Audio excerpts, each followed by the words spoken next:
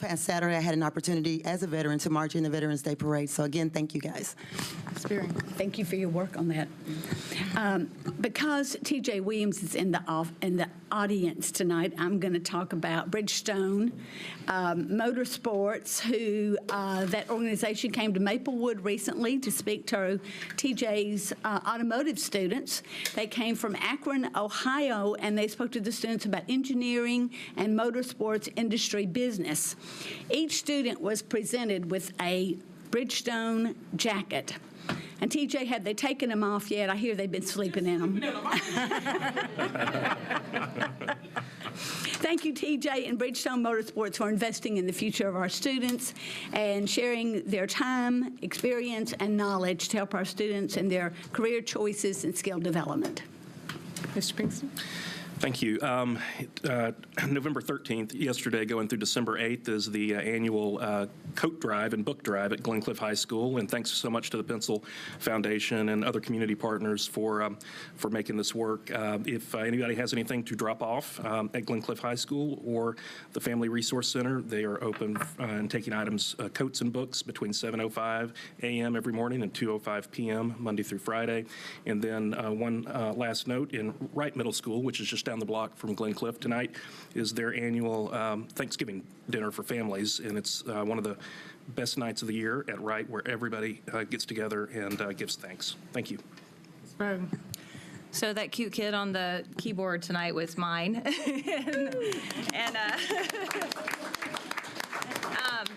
But I just want to I have a little more to share about the H.G. Hill Rock Band in a minute, but I just wanted to say a big thank you to Mr. Raines, who has put together the rock band for these kids, and Carrie Jones, our principal, who supports all this great work going on at the school.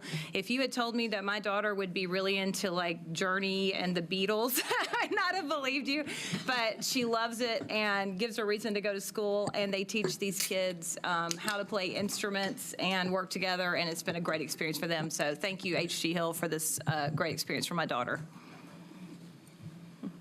Dr. Brannon.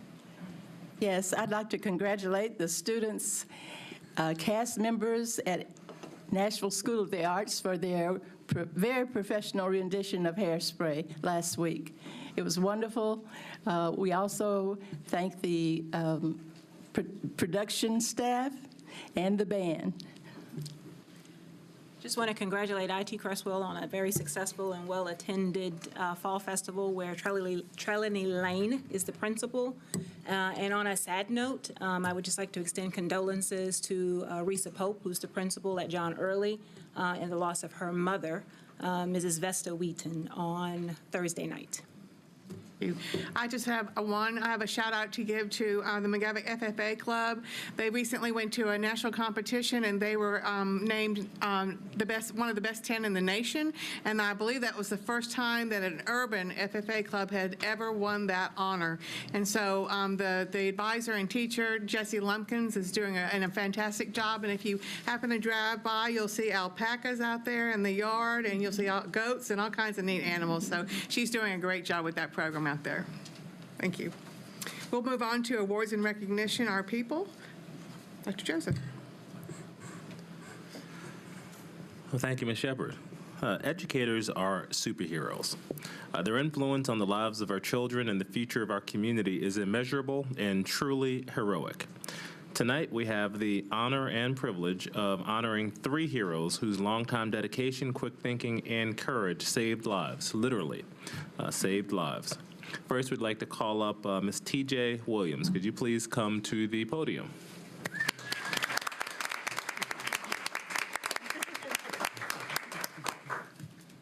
Ms. T.J., as everybody knows her, is a one-of-a-kind director of the automotive program at Maplewood High School. She possesses that combination of skill, knowledge, passion, commitment, and enthusiasm that changes lives every single day. Her brilliant advocacy for her students in the automotive program manifested into a national model as the first and only Bridgestone Firestone High School Training Center in the world. TJ is an ordained minister. She was the first African-American female automotive teacher in Illinois and Tennessee and the first female diesel mechanic for the school bus garage. TJ is the site coordinator for Urban League of Middle Tennessee, and she hosts all-day ACT practice for students on Saturdays. She's a visionary and a leader whose passion for her colleagues and her love and support for her students and her unwavering enthusiasm and generosity continue to motivate and inspire everyone that she meets. The board and I are extremely delighted to honor you, TJ, for your dedicated service to the students, teachers, and staff of Metro Nashville Public Schools. Thank you so much for your love and commitment to the students of Maplewood High School. Thank you.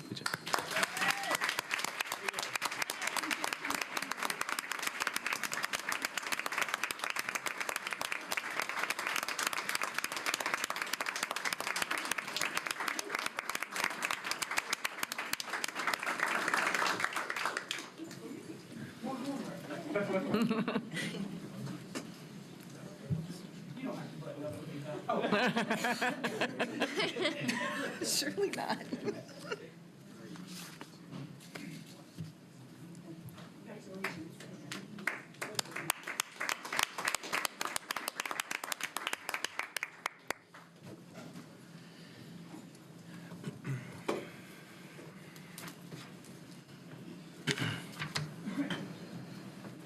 Next, will Miss Latoya Cobbs and Lakia's family come to the podium?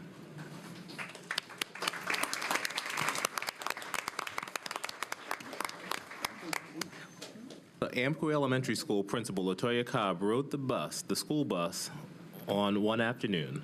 I'm not sure what prompted her to be on the bus, but she was exactly where she needed to be.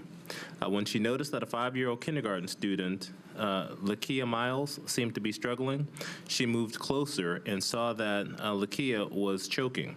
Ms. Cobbs performed the Heimlich maneuver and dislodged a piece of Halloween candy, saving Lakia's life. On that day, Ms. Cobb had been in contact with various MNPS personnel, including health services, the security office, and the wellness center, to provide CPR training to the staff at Amqui. Her school counselor is planning to go into classes to teach students what to do if they encounter another choking student. We realize that accidents can happen at any time, but Ms. Cobb, you were vigilant, you were prepared, and you took action to save a student's life. The board and I greatly appreciate your leadership, your expertise, and more importantly, your action. Thank you for all that you do for our children.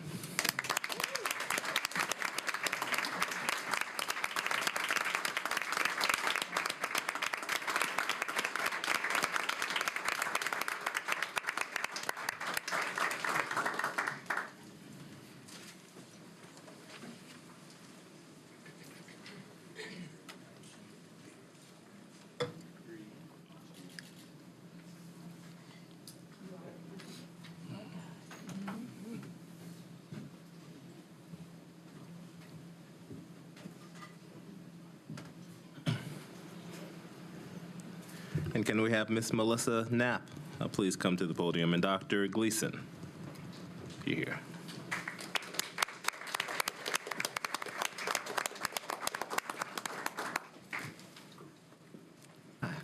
On the morning of October 19th, Ms. Melissa Knapp put herself in harm's way to protect the lives of Harpeth Valley Elementary students. As cars were stopped and students were unloading at arrival, the driver of an SUV in the car rider lane suddenly accelerated forward and then went into reverse, which placed students directly in the SUV's path. Ms. Knapp not only yelled to get the attention of the students and the driver, she also ran in front of a student and moved him out of the path of the SUV. This put Ms. Knapp in the direct path of the SUV. She landed on the hood of the van and miraculously walked away unharmed. Because of Mrs. Knapp's heroic act, no students were harmed. The entire school community recognizes this selfless act, yet no one describes our gratitude quite as well as the words of Mrs. Coleman Woodard, the mother of the child that Mrs. Knapp saved. She said, "If you ever wondered if an elementary teacher would throw herself into traffic for her students, it happened today. We will be forever grateful to Melissa Knapp and all of the amazing staff at Harpeth Valley." Ms. Melissa Knapp serves as the Literacy Teacher Development Specialist at Harpeth Valley Elementary. We welcome Harpeth Valley Principal Dr. Anne Marie Gleason to help us honor Mrs. Knapp.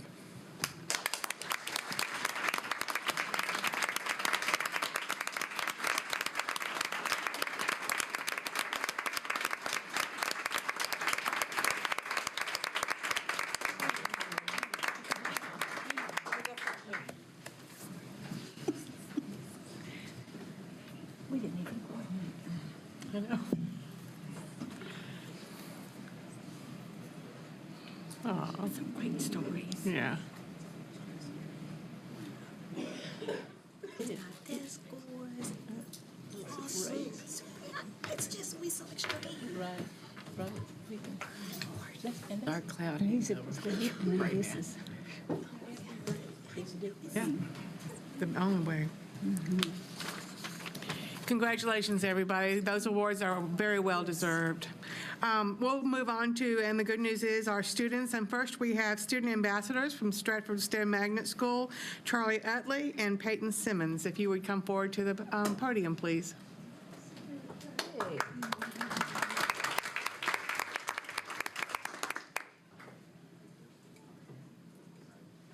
Hello, my name is Peyton Simmons. I'm a 17-year-old senior at Stratford STEM Magnet High School in East Nashville, Tennessee. I'm in the Academy of National Safety and Security Technologies and the Pathway of Criminal Justice. My academy experience has set me up in opportunities that I believe I would not get at a traditional high school. It has put me in opportunities where I was able to do a diversity internship at one of the largest law firms in Nashville. It has opened up many doors where I've been able to build relationships and build mentors. Being in an academy-based school has taught me many things. It's taught me how to build relationships, how to talk to people, and how to present.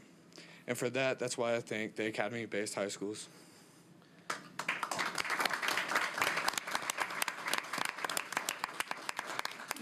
Hello. My name is Charlie Utley. I'm a 16-year-old. I'm currently in 11th grade, and I'm lucky enough to be interning under Miss Bugs.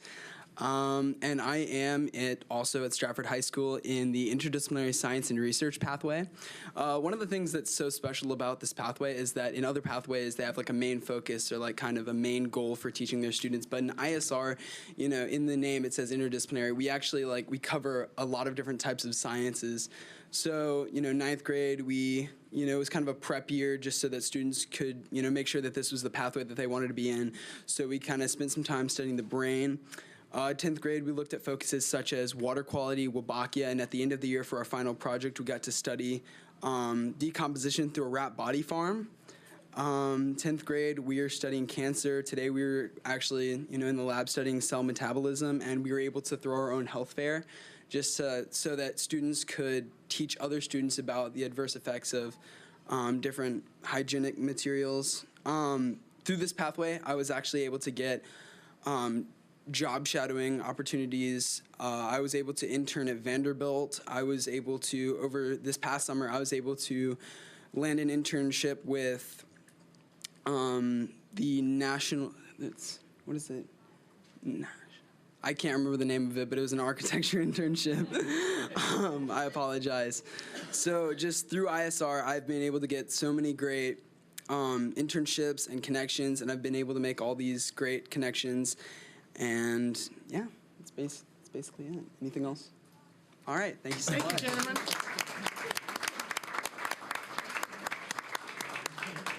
Next, we will hear from a couple of my colleagues around the very talented students we have in our schools in MNPS. And so I'll ask Amy to talk about the band that performed for us tonight.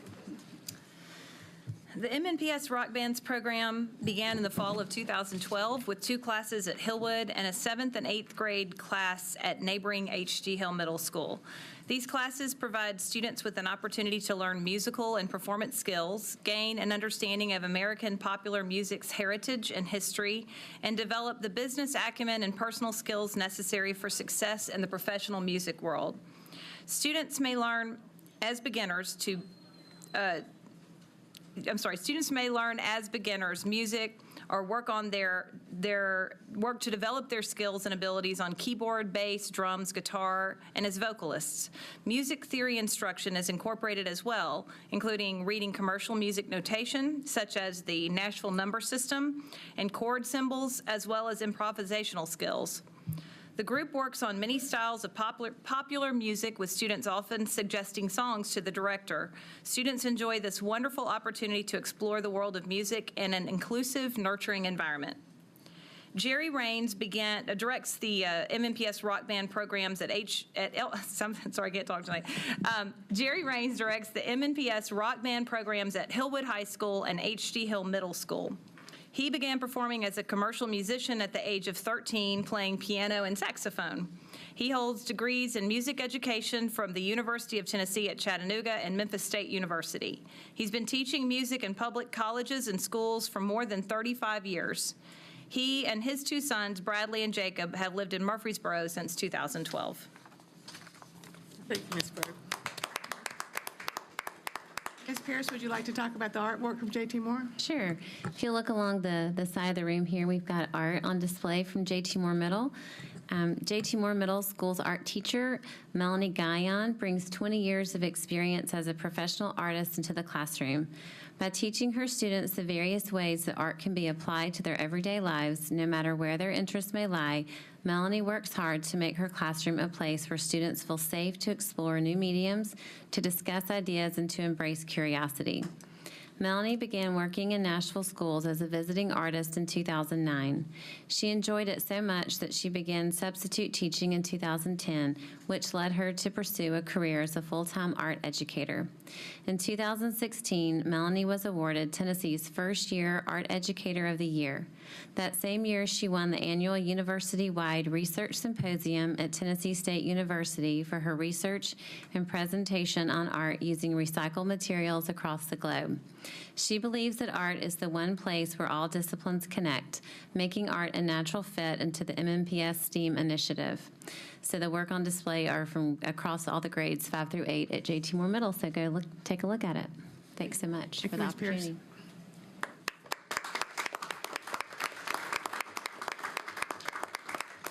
Reached the public participation portion of our agenda tonight. The board will hear from those persons who have requested to appear at this board meeting. In the interest of time, the speakers are required to limit remarks to 3 minutes or less, and comments will be timed. First on the list is Mr. Ahmed White. If you would come to the podium, please.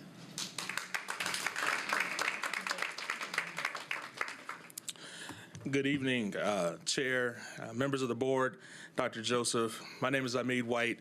My address is 1540 Joe Pyron Drive, Madison, Tennessee, 37115. I am the administrator for Smithson Craighead Charter School. And in my previous position, I was the principal of T.W. Hunter Middle School, where I experienced great success academically, socially, and athletically. And I am a firm believer in developing the whole child and that every child can learn. That is why I chose to serve at Smithson Craighead Academy. I came to Smithson Craighead Academy with the knowledge of the academic and financial challenges. Our TCAP scores have not been desirable in the past, as we were in the bottom 5% in 2014 and 15. However, our latest scores reflect at 7.7, which moves us up just 2.7% amongst all elementary schools. And that is why I'm here, and that's why my teachers are here, to continue that growth. We're moving in the right direction. We have made some positive changes and expect those changes to yield huge dividends moving forward. The entire curriculum and instruction department from MNPS, and thank you, Dr. Joseph, for allowing that to happen under the supervision of Mr. David Woodard, dedicated a half day to SCA. They came alongside us to determine opportunities for us to assist us in moving forward. I believe that's the first time that's happened, with us being able to work together in that manner. As a result of their feedback, we've made some very good changes, also with the things I've already been implementing at SCA. Our weekly PLCs, where we analyze and engage in deep dialogue required in order to change the structure and culture of our school, is very encouraging. Our teachers are actually discussing how to make their assignments more rigorous. Our iReady data shows growth at all levels and all grade levels. Since our first administration, we've seen growth from either a half a year to a full year's growth for our students in ELA. In some areas, we have students that have moved up to 15% in proficiency, doubled in class size proficiency within our students. Our lesson plans are intentional. Each student has their own data folder within the classroom that they can use, and they're anxious to tell me how well they're doing. They're anxious to say how they've grown or how they plan to grow. So based on our feedback and all those different things, our teachers are even desiring to grow, and they are going to PD, and they're looking for PD that they can be a part of. So I just want to tell you guys that we're doing some great things at SCA. We're growing, we're pushing the envelope, and you're going to see some great things from us. So I'm very confident in our efforts and working forward, and I just want to thank you for your time. Thank you so much. Thank you.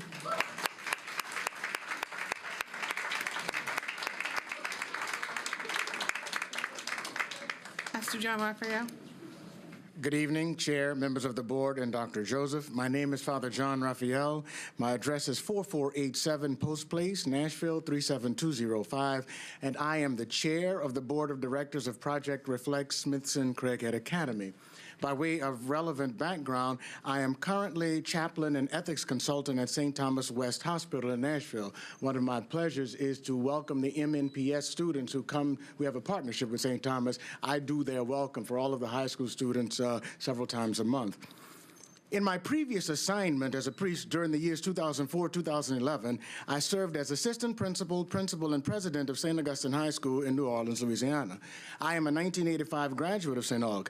It is a Roman Catholic boys' school that was established in 1951. It is the only boys' Catholic school for African Americans in the Archdiocese of New Orleans. Though private and tuition-based, St. Aug has always served a socioeconomic demographic quite similar to that of the population served by Smithson Craighead Academy. After Hurricane Katrina, I led the effort to reopen St. Aug and to successfully reestablish its accreditation with Advanced Ed, formerly Saxe-Casi, after the school was put on probation due to multiple transitions in leadership and the hiatus caused by the storm. As principal, I spearheaded the academic restoration of the school, and later as president, I became responsible for the financial foundation, including direct and indirect subsidies for low-income students. This school continues to thrive under its current leadership. I state this only to convey to you my deep appreciation for the challenges currently faced by Smithson Craighead Academy, and to assure you of the commitment and the expertise that the current board of directors of SCA brings to these challenges. I have been on the PR-SCA board for almost 2 years and have witnessed recent transitions in leadership and multiple efforts to reestablish SCA on sound footing. When I became chair of the board early this year, I made structural and governing stability our top priority. I have ensured that the governing principles and documents of Project Reflect Smithson Craighead Academy have been followed meticulously, a practice admittedly that was not always present when I arrived on the board. Our bylaws were drafted by attorney Paul Nye, who is also a corporate member of PR-SCA. In my prior experience as the administrator of a school that also functioned under 2 interrelated boards, directors and trustees, I can say unqualifiedly that the governing structure of SCA is uniquely suited to address and meet the challenges faced by our school. As chair of the board, I shepherded the process which led to the selection of Amid White as principal administrator of SCA. In my visits to the school and in our assessments of the work that Mr. White and his staff have accomplished in just a few short months, I can state to you that SCA has begun a new era, and the excellence that our students and their parents deserve is being achieved.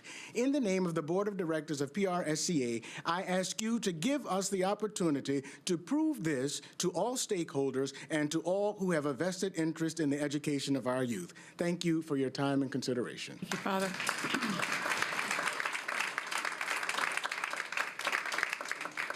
Mr. Faulkner. Good evening, Chair and members of the board. Dr. Joseph, my name is Mark Faulkner. My address is 305 Williams Avenue, Madison, Tennessee. And although not my day job, I am the interim executive director of Project Reflect and also chair of the corporate members charged with safeguarding the organizational assets and the mission and vision of Smithson Craighead Academy to serve underprivileged in our community. Knowing that charter schools are largely judged on three core areas: academic performance, stable board governance, and fiscal condition, I am here to speak to the latter. It is true that Smithson Craighead has had an up and down history under previous staff that Sister entrusted to run things. However, we who believe in her mission have stepped in and effectuated a dramatic turnaround that began with a wholesale replacement of management, and the results are compelling. Previous management left us with a financial shortfall heading into this summer, including an $80,000 shortfall in the month of July alone to start this new fiscal year.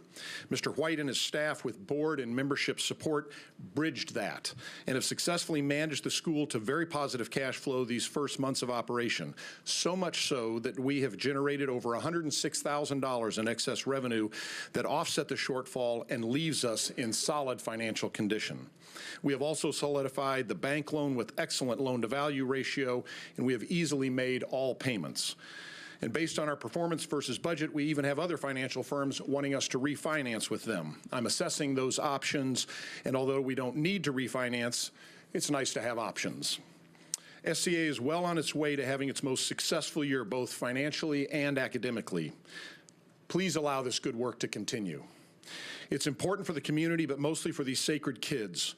SCA was not only the first charter school, but it has maintained the original legacy that the legislation intended, and that was for charter schools to be a safety net to save many underprivileged and disadvantaged children whom other metro schools struggled to teach. Unlike some other charter schools that skim the cream of the student crop and kick students like ours to the curb, SCA takes and keeps all these precious children, regardless of their impact on our academic scores. We are once again successfully teaching them and helping them to realize the potential they have beyond their current status. I absolutely believe that these children would not do better anywhere else, not at any other school, charter or metro. If SCA was closed, these kids would be further disadvantaged. Most charter schools wouldn't even admit or retain our kids. The low-performing kids that SCA takes in are better served at SCA. I heard a great quote about Mrs. Mary Craighead, Tennessee Hall of Fame teacher and principal for whom our school is named. It said, "The only disadvantaged students are those not at Mary Craighead School." The same is now true about any child not being taught at SCA under Mr. Amid White. Respectfully, the data that the charter school office will present either tonight or on the 28th is old data. It's from the old management, and it's not what's happening now. Nashville needs Smithson Craighead, especially these children do. Please let us continue. Thank you.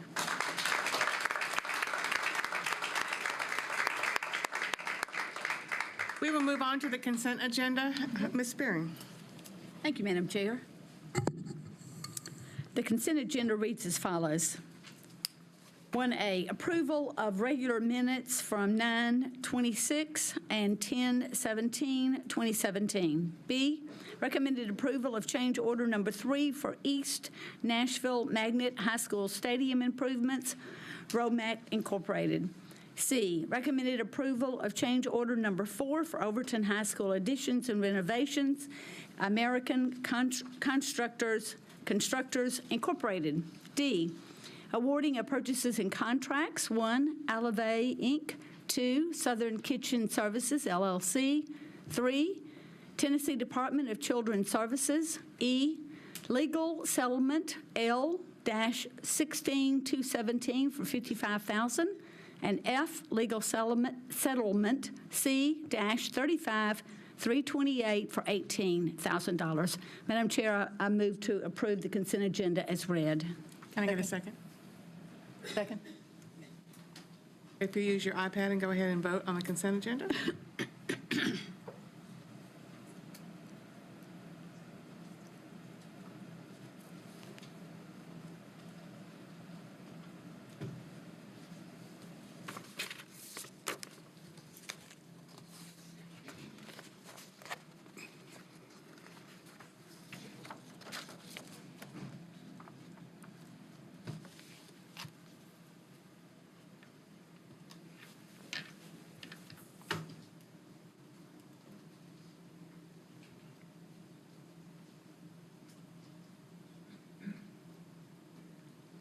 Thank you. It passed unanimously.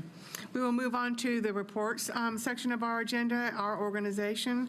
Dr. Joseph. Well, thank you. Well, tonight we are going to discuss our students from our strategic plan, specifically the key performance indicators that we have defined in our strategic plan. And this is the first of 4 update meetings that we'll have throughout the course of this year. Admittedly, the data that we're presenting tonight, there's a lot of data because we have a lot of key performance indicators, and we're also going to have an opportunity to not just share the data with you, but also to talk about, so what are we doing about it? And, because we have a number of data points, I'll ask that as we go through each section, we'll stop and probably do questions as we go through each section, because I think the presentation would be so long, we just went through it all and then came back. So if we'd bear with me, and Mish, will you be so we'll jump right in.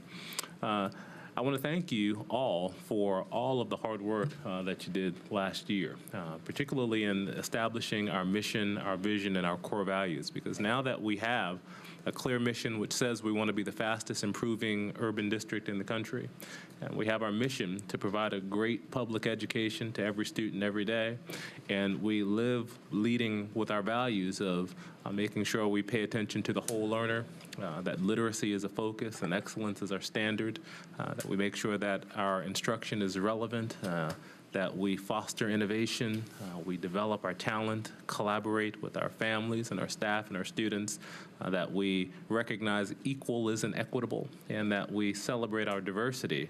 It's driving the work that we do in this district to make that vision a reality. As you know, we have 4 areas in our strategic plan, focusing on our students, our people, our organization, and our community. And today, as I shared, we're just going to be focusing on our students. A year ago, we laid out our strategic framework, and we said that from July to January, we're going to gather input, which we did, and we engaged over 2,500 families and community members, understanding their hopes and dreams that drove the work that we were doing to develop our strategic framework. And from December to April, we actually delivered on that strategic framework. When we moved into April through June, the work slowed down a little bit because a lot of the data that we needed to come from the state, and the state did not provide that data as quickly as we had hoped. And in addition, we spent time asking the question, what data points are extremely important for us, and what was it we were going to monitor? So as we plan to be done in June with phase 3, we actually just ended phase 3 now. We can click to the next slide and you'll see, I'll go back one, I'm sorry, yes. The actual implementation of the laying out the baselines was from about April to November. And now we're in the phase, and moving into phase 5, where we have to develop the infrastructure and execute on our actual strategic plan. And our plan is very aggressive and very and it needs to be. If we're going to be the fastest improving district, then we have to kind of step on the gas pedal, if you will, and move. And we have to do it in a way that ensures that our children are gaining the skills and knowledge that they need to be successful and prepared. So tonight, we're going to go into our accountability measures and assessment results to give a status check on how we're doing as a system as it relates to these areas, and we'll talk about what our next steps are. So as you know, the TN Ready was administered in the 2016-2017 school year for the first time in grades 3 through 8, and for the second time in high school courses. The new TN Ready performance standards meet or exceed the ACT College Ready standards, and that's important to continually remind both the board and our community that our state standards are actually higher than the standards that the ACT require. I mean, we have some of the most rigorous state standards in the country, and we believe our children can rise to the expectation and meet and exceed those standards, but this being a baseline year, there's going to be work that we need to put into making that a reality.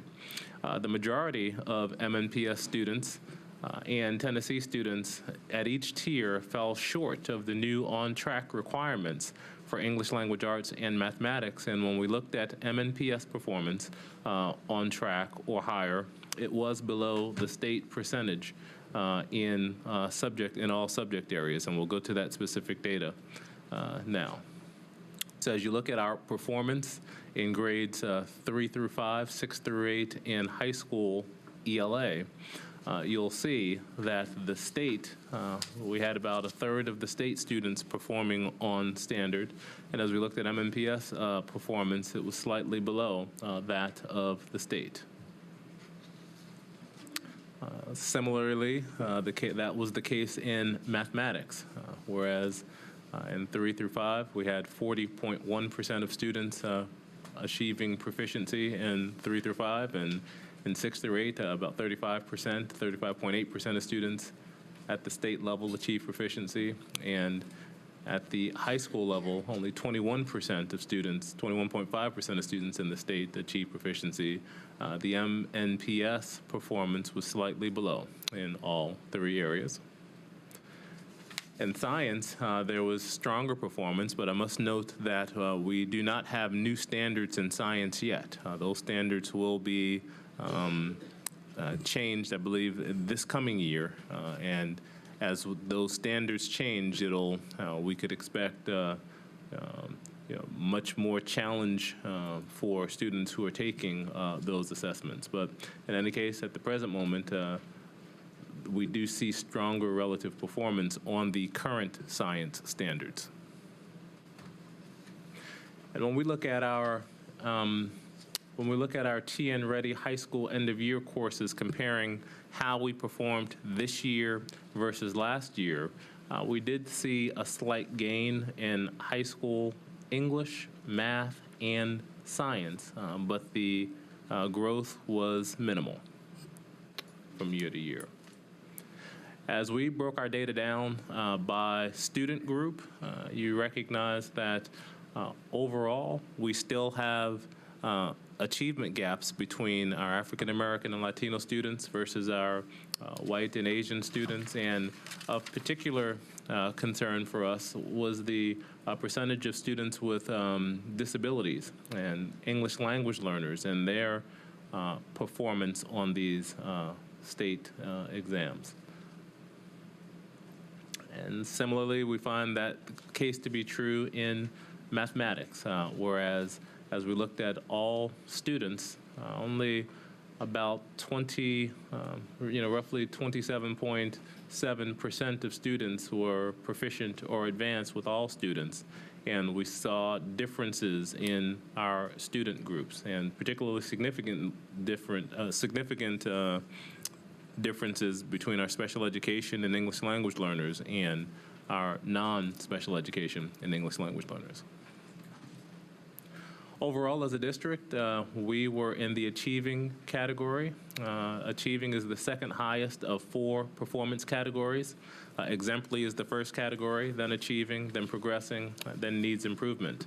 A district designated as achieving is a district that's meeting the growth expectations for all students and historically underserved student groups on average. So though our performance, and you look at our performance, was relatively low, the state's performance was relatively low as we moved to new standards, as we talked about a year ago, that this was going to be a year of benchmark and adjustment as we move to higher standards.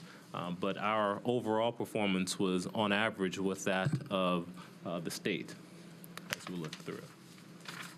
We did have a number of schools that were recognized, and we wanted to make sure we acknowledged them publicly on the floor. We did have state recognition reward schools for performance and progress. These are schools that exceeded the state's performance on average and had stronger performance, and those schools were East End Preparatory School, Hume-Fogg High School, Martin Luther King Jr. High School, and Meigs Middle School. Other reward schools for performance were Glendale Elementary School, Laughlin Elementary School, Percy Priest Elementary School, and Purpose Prep Elementary. There were schools that received recognition for making progress. So they saw growth that was greater than average. And those schools were Cameron College Preparatory, KIPP KIPP Nashville Collegiate High School, KIPP Nashville College Prep, Lead Prep Southeast, New Vision Academy, and Rose Park Middle School.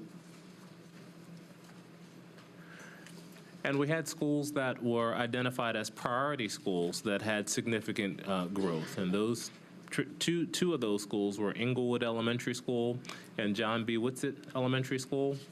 And Shane Elementary School received recognition for closing the gap in areas that historically had not moved. So I think we need to give those schools a round of applause.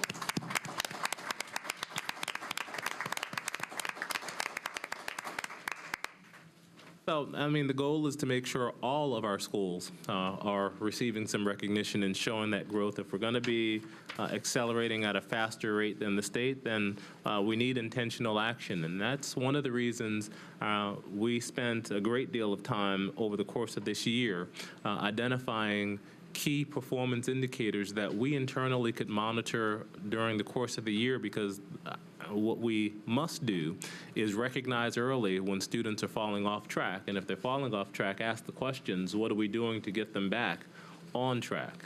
So we feel like we're in great position right now to work with schools and identifying key areas to really hone in on and bring teams of support.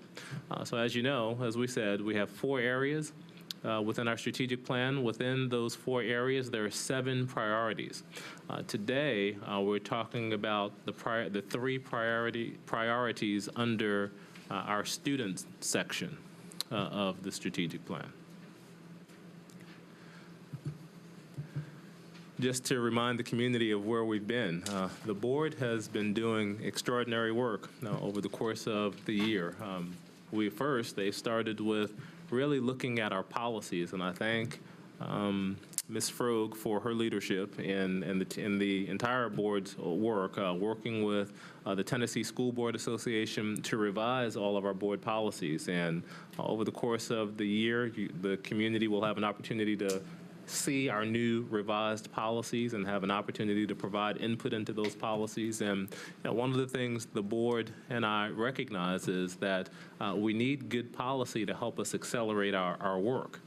So as we're looking at our policies and looking at the policies that need to be revised as we work on our student achievement work, this piece of the work is critical. So beyond the basic policies we must have, we'll spend time looking at which policies are going to help us in key areas to accelerate the work that we know we must do. In addition, I want to call out Mr. Pinkston and Dr. Gentry's leadership in working on the director's evaluation. It's very critical that everything is aligned from where I sit down to the classroom. And the board, under their leadership, we're in the process of finalizing a new director evaluation that really spells out those key performance indicators that not only I'm held accountable to, but what we're working to hold schools accountable to.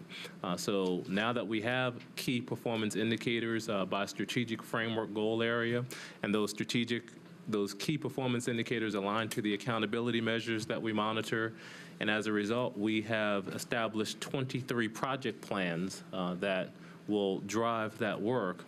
Down at the school level, schools are clear that they have academic performance goals that they must monitor, and behavioral, SEL, and climate key performance indicators that must be monitored that will address the state accountability measures, and their school improvement plans and budgets will be aligned to those key performance indicators. So all the stars are aligned for us to really accelerate the push that needs to happen to get our students performing at much higher levels. But I commend you for taking the time and doing the hard work that's needed to align the school system so we can actually accelerate.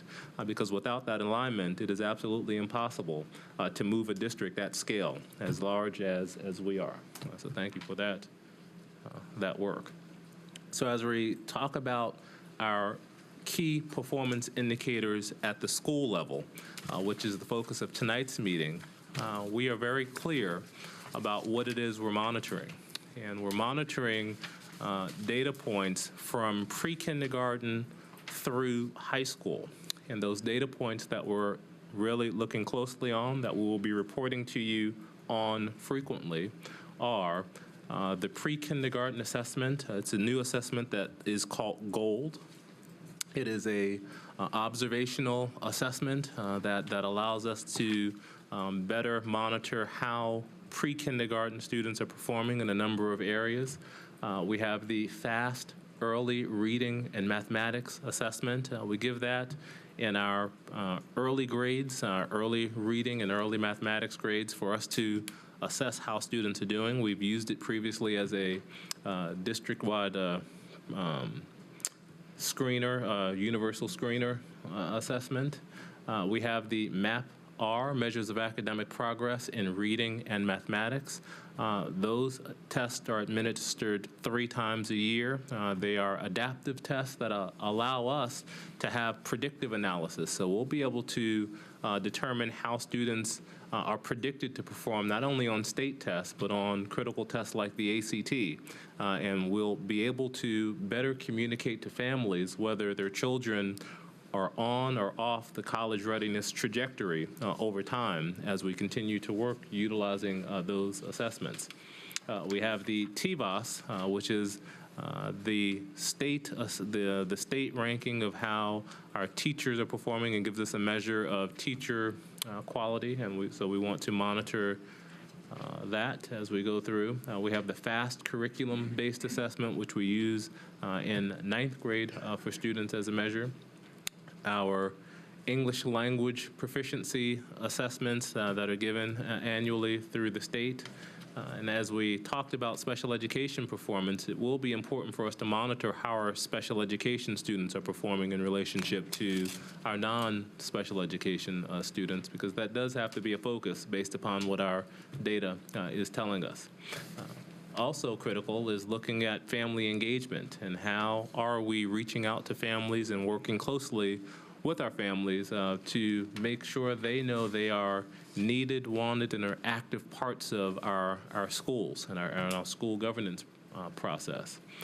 We will continue to monitor our graduation rate, our performance in advanced courses like AB, IB, Cambridge, our performance in dual credit and dual enrollment, our overall ACT performance, and the amount of industry certifications, not only how many students are taking industry certifications, but also the pass rates on those certifications.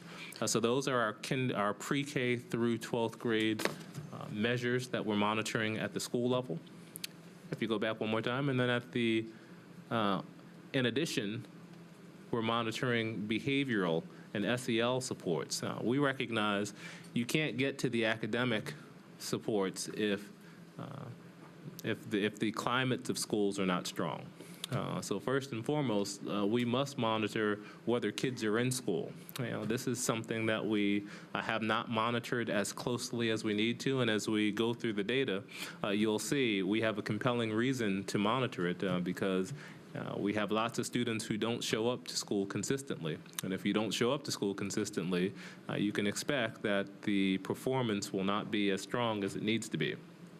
We also want to measure the implementation of our social emotional learning programs. As we've identified social emotional learning programs within the district, we recognize we must resource for those programs, and we must monitor the implementation of those programs effectively. Also, we need to be on top of our discipline behaviors, and when we see high discipline data, we need to figure out what supports are needed within those schools to make sure that those school environments are conducive of positive learning. And again, we need to monitor the implementation of family engagement, particularly whether our schools have active parent-teacher organizations. It is critical as a foundational step that there is a parent organization actively supporting our schools. And beginning in January, we're going to move to a multi-tiered system of support. Essentially, it's how do we help schools monitor both the academic and the behavioral indicators within their schools. And if students aren't doing well on first instruction, do schools have the resources and supports to provide the smaller environments to give students the supports they need, both academically and behaviorally? But monitoring the implementation and making sure that schools have the resources that they need to do this well will be the work that we have ahead of us. So now I'm going to go, and are there any questions before I move on? And now, because the next part of the conversation will be going into these key performance indicators that were identified. We'll talk about where we are on each one of these indicators, and we'll also talk about some of the challenges that we face, because what I hope you get from this conversation is that this work is extremely complex.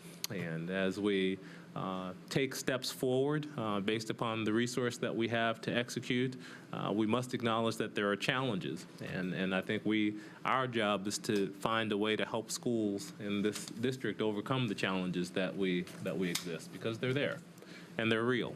And we have to work together as a community to help solve those challenges to move us forward. I'm sorry, I do have a couple of questions, if you don't mind, Madam Chair. First, of course, I want to ask, what can the board be doing to support you all in making sure that whatever policies you all are implementing or whatever supports you all have in place are happening throughout each cluster and each school building with fidelity?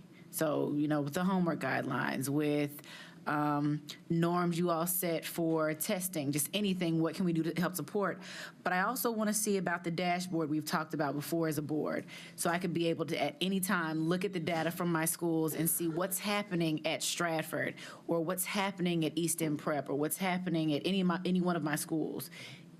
What can we do to kind of get that process started? So two things. One, I think working with the governance committee, I think once we've identified these key performance indicators, I think there'll be opportunities for us to talk about policies that if we don't have on the books, we should begin talking about and the need to have them. For example, we've talked about the possible need for maybe a gifted and talented policy. As we think about the resources that we've invested in gifted and talented, how do we ensure equity and access as we work through that?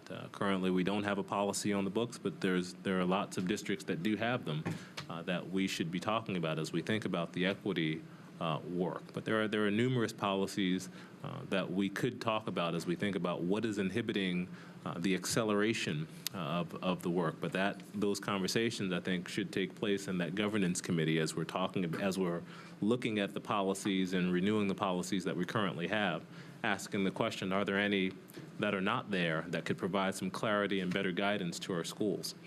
As it relates to the data piece, we had lots of discussion about wanting to create an online data system to provide support. Where we are right now, Dr. Changus and team have developed some visualizations for each one of the key performance indicator areas that we're going to be talking about today. We're not in a position to have the type of robust system where we can go online and manipulate data, but we can make sure we have visualizations to capture where we are, at least as a district to start initially on these key performance indicators. So after this presentation in the coming weeks, we can put on our website where we are as it relates to these key performance indicators as a district. And we can work over time. I think when we move to the electronic version of doing that, it'll be easier to just pull up school data. But this will be version 1.0 to have it up that static. And in the future, we can move to a 2.0 version, but we'll have to budget towards that. On this previous slide to this one, Yes. 23, the academic KPIs. Yes. That's quite a list, and a lot of those are assessments. I suspect they're not all-inclusive, though. I was wondering, will we also use like TLA data as well as an additional data point to look at our reading assessment of our students? Yeah, so we see the instructional benefit the text level assessment. Teachers are able to use that data to inform their instruction, and we will be continuing to administer the text level assessments. But in terms of monitoring it for a KPI, the reason we did not put it there is because we wanted an assessment where we could correlate how students perform on that versus to other standardized tests. Because the text level assessment is a measure that teachers give, and there could be variance in that, we see the instructional benefit, but we didn't put it up as a KPI that's monitored. However, we do expect teachers to continue to utilize it, and we will collect that as a data point. It's just what is measured on a text level assessment isn't in line with the state standard. However, the skills that it measures are valuable instructionally. So we differentiated that. So we will continue. And there are other assessments that we'll use that just aren't monitored as a KPI. It's a data point, but not a KPI. Sure. I have more questions, yes. Yes. One, well, for media purposes, I just want to reiterate that many different subgroups were involved in developing this list, right? I mean, we did speak with MEA and different teachers associations, parent groups, and such, yes, right? And I can turn it over to Dr. Felder and Dr. Narcisse to elaborate on that process. We don't need a full list. I just know that sometimes I don't know about the rest of my colleagues, but I know I get parents and teachers that call me and ask if we just kind of made these up. And I just want to make sure media hears that we did bring a lot of different groups to the table. We did talk to a little bit of everybody to make sure that there was some input in this list. Yes. But besides that, I wanted to ask, with us having a bit of a teacher and paraprofessional shortage, what kind of supports are going into the schools that don't have, say, a math teacher? I mean, I hate to beat a dead horse, but of course, Edgenuity, those standards are great. They are high. Those videos and those modules are leaps and bounds above what I saw with A+. For you all that don't understand the virtual learning, they do that on the computer if they don't have a teacher. But how can we make sure, because students are still, they're accountable for doing these modules on their own, and unfortunately, some of our students may not be taking full advantage of that. So how can we better support schools in making sure that those students are getting a robust experience? So that is, as you know, we had about 100 vacancies still within the district. Our Human Resources Department has been actually working closely with our local universities because we found that the state will allow us to give an emergency certification to professors if they have their terminal degrees. So our Human Resources Department has been working with, I believe, 20 different schools within the region. And we've identified a number of professors who are willing to come in and teach courses, particularly in math and science. I do know that some teachers have already been hired over at Whites Creek, and we're in the process, I believe they said that there are 15 in the queue to be hired now, with lots of others on the way. I just met with Human Resources yesterday, and we're talking about looking at applying for the district to have the ability to alternatively certify people, where we create our own program to work with our paraprofessionals or people who have degrees but might not be certified, where we can license them on our own. But we feel right now the pipeline of professors is very promising. We have a number of people that are interested in working with us and doing that. And Ms. Story, I didn't know if you wanted to add anything to that? Okay. Thank you. Yes, but it's a critical area, and they're eager to support us as because they recognize it's a win-win for the university to introduce the university to our students and for them to earn some extra part-time pay as we work towards that. Thank you. Anybody else?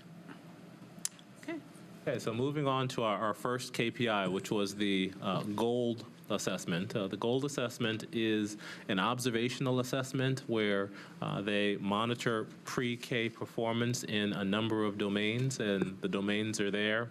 And the data is telling us that students that are in pre-K, on average, are doing pretty well with this new curriculum that they are experiencing thus far. One of the challenges with the GOLD assessment, though, is that it is an assessment that the teachers give to students, and there could be great variance. We feel much more confident in the reliability of the data that is administered at our pre-K centers, as they are the first to implement this as we have rolled it out. But we've worked closely with Vanderbilt and others within the system as we heard about quality. So this year we've been really focusing on improving the quality of our pre-K before we expand. But this data does look promising as it looks at our pre-K performance as is reported by pre-K teachers who administer the GOLD assessment. But as we look at the supports that we have in place to make it stronger, we do have a new curriculum in pre-K. There has been professional development for teachers and educational assistants. There's a new early learning model portfolio that's required from the state that we have been implementing in the district. We have provided more social emotional support for pre-K teachers, and as you remember or recall, we did just receive a federal grant to implement the pyramid model that has been successful in our current early learning centers, to expand that to all pre-K as we move into next year. And we have an unprecedented partnership with our mayor's office, Vanderbilt University, and the Nashville Literacy Collaborative, where we have defined what quality looks like, whether it's a pre-K in Metro Nashville schools or pre-K outside of Metro Nashville schools. And that standard, and particularly using that GOLD assessment, helps us really strengthen the work. You know, the mayor is extremely committed, and I met with her today, and we talked about this. She's extremely committed to increasing and expanding the pre-K within Nashville, and we had actually looked to get some social bonds, and one of the challenges that we had was that there was no universal standard of quality. So we have worked to solve that problem. And now we're hoping that now that we are getting quality under control, we can expand over time. And it's something she's committed to supporting us in helping to fund. So know that, we know that that is a main priority of this board, and it's one that we'll continue to look to expand. But as we look at our challenges, there's chronic absenteeism in our pre-Ks. And as we get to the absenteeism data, you'll see 1 in 4 pre-K children in Nashville is chronically absent. And that's significant. So we have to figure out the whys, and we must do something about that.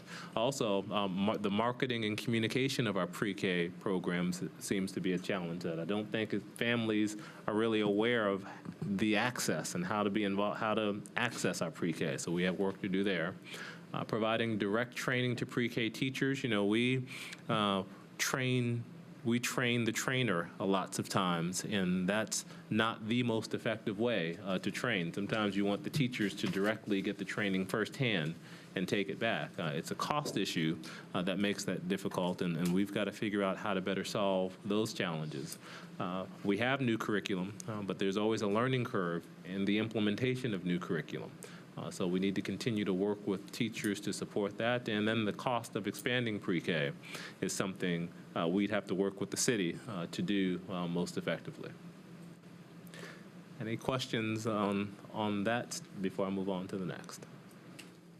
Yes. How many pre-K students do we have? I'm blanking, is it? I'm going to turn it over to Dr. Felder and ask if someone from the pre-K office can come on up. The question is, how many pre-K do we have? If we come to the podium, please.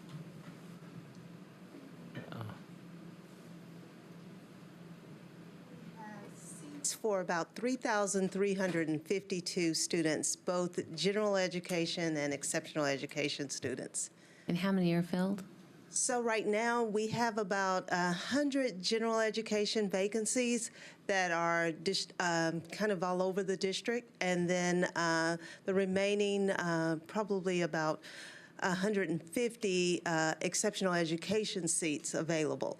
And those exceptional education seats are typically filled as children are assessed and identified for seats, but we have to hold those seats for those students. And are we planning to, I would think this would be easy to do, to try to track them as a cohort as they go through the district. Like, it would be interesting to see when they are in kindergarten, how are they more ready than their peers who hadn't had our pre-K? Are we going to be able to identify the ones that we served in pre-K going through? So this year, we implemented an assessment kindergarten entry inventory, the KEI, and we're going to use that to help track how our children are performing in kindergarten. And then some of the other assessments he mentioned earlier will be used to determine how they're doing in first grade and on into second and third. That would be great if that's always included in our pre-K discussion. Sure. No, it is very important to see what's the return on investment for it. And Dr. Felder, were you going to add? Oh, okay. Okay. Thank you. Anybody else? Okay, on to our next key performance indicator, which is the FAST Math. Again, FAST Math is administered in grades K through 1. And this data tells us that as of this year, we had 45.6% of our students who were considered at risk as early readers, and we had 43.9% of our students who were at risk in mathematics. Yep. When we look at the measures of academic performance in math and in reading, it tells us that 32.9% of our students were reading what we would consider on grade level, and about 25% of our students were performing on level in mathematics. So again, there's lots of work that needs to happen there. And some of the things that we are doing is the fact that we feel confident that there's a collective impact by the district, city, and state focused on literacy. We put lots of resources in the literacy work over this past year. In terms of staffing, we have literacy teacher development specialists in every school. We have a new director of interventions, Dr. Tammy Lipsey, who's an expert in reading, and she's really providing support in our RTI model and what needs to happen there so we can have more consistency in that work. We have advanced academic resource teachers in all of our elementary and middle schools. The fact that we do have assessments now to tell us how our students are performing in reading and math, and so we can identify whether students are off trajectory and earlier to do something about it. We have administered new assessments.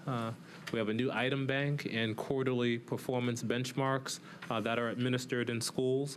This helps us know that students are being tested with the same level of rigor that they will see on the state test, and it'll give us more predictive analysis as we move through the year with that work. We're providing more direct instruction around phonics and increasing the amount of complex text students are using in our balanced literacy framework. Professional development on the new Tennessee standards in English and math have been implemented, and we have teams of teachers and principals and district leadership focused on English and math instruction monthly. We continued the very strong partnership that we have with Lipscomb University to train teachers, and we also have partnerships with Vanderbilt University, the Center for Educational Leadership, the Council of Great City Schools, student achievement partners, and we've been working with SCORE. So we have had some of the best minds in support helping us with the implementation of our new literacy work. We have continued to expand our reading recovery work, and we're thinking about ways to have those expert teachers touch more kids in more areas. We have revised the English Language Arts Scope and Sequence K-12, and we've added some more rigorous units from the Institute for Learning. Our priority schools are piloting new literacy curriculum. So we have 3 schools that have fully new curriculums right now, and those schools, I believe, are Napier Elementary, Robert Churchwell Elementary School, and is it Buena Vista Elementary School. So and then we have some schools that are piloting in certain grade levels. I believe Cumberland and Paragon Mills are also implementing new literacy curriculum. And summer school was expanded this summer. Working with the state, we had many more Read to Be Ready summer schools being implemented, and then also our partnership with Teach for America allowed us to expand our support for summer school. In terms of challenges, you saw that was a very lengthy list, and so it's very accurate when teachers are saying that they need more planning time. We've got to figure out how to overcome, how do we add new curriculum, train, but then still give teachers time to plan. Because we're taking teachers away from their planning to provide the professional development, and we know that has been a challenge as we've worked through this, and we've heard teachers loud and clear on that, and we're working with MNEA and teacher groups to figure out the best ways to solve that. How do we provide the training that's needed, but still provide for more time for them to just plan and absorb all the changes that they are experiencing. Although methods are needed to directly train and support teachers without pulling them out of the classroom. That has been a challenge. I mean, and this is something as we go through this budget season, we need to work collaboratively with teachers to find a way to solve that challenge. We need to ensure that teachers have the needed resources that they have to teach new curriculum. So as we work to develop curriculum and roll it out, we recognize in the first 2 units we didn't give teachers all the new materials that were needed. So lots of schools were working to gather those materials. As we move into the 3rd and 4th quarter and the new units come out, we have ordered the materials to get to schools. So schools will have those materials as the new units come out and the new anchor text requirements are there. They'd have that. We have dramatically raised expectations in terms of curricular demands in many schools, and it hit me hard when Ms. Pierce and I were visiting one of her schools. And a 4th grade teacher came running out to us saying, you know, you're expecting our kids to do some very high demand reading here, and the students it's much harder than what they've expected in previous years. And, you know, the teacher was just concerned that, you know, the students were used to getting A's, and now they're coming across text that was challenging. And we explained to them that's the rigor of the new standards, and it's our job to teach up and scaffold and support the students. But with time and practice, students will get it.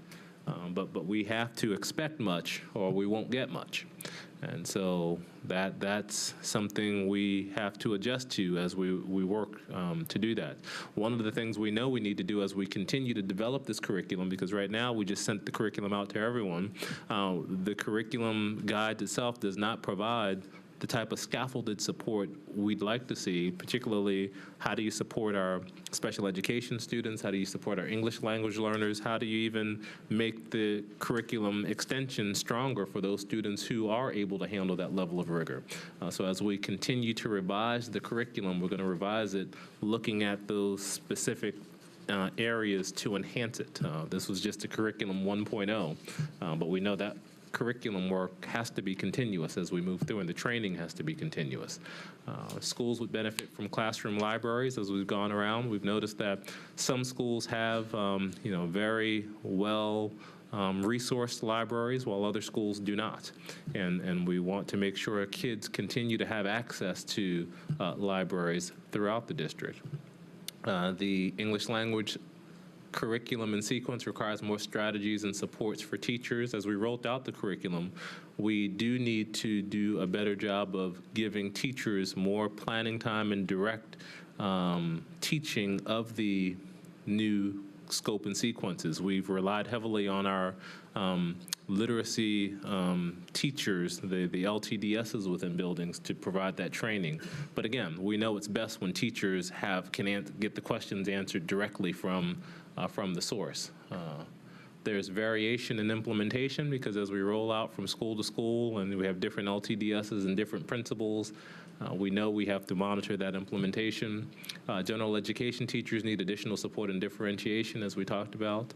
There's been limited expertise and numbers of staff implementing the multi-tiered system of supports. So again, we recognize supports are needed to help both with the behavioral goals and the academic goals.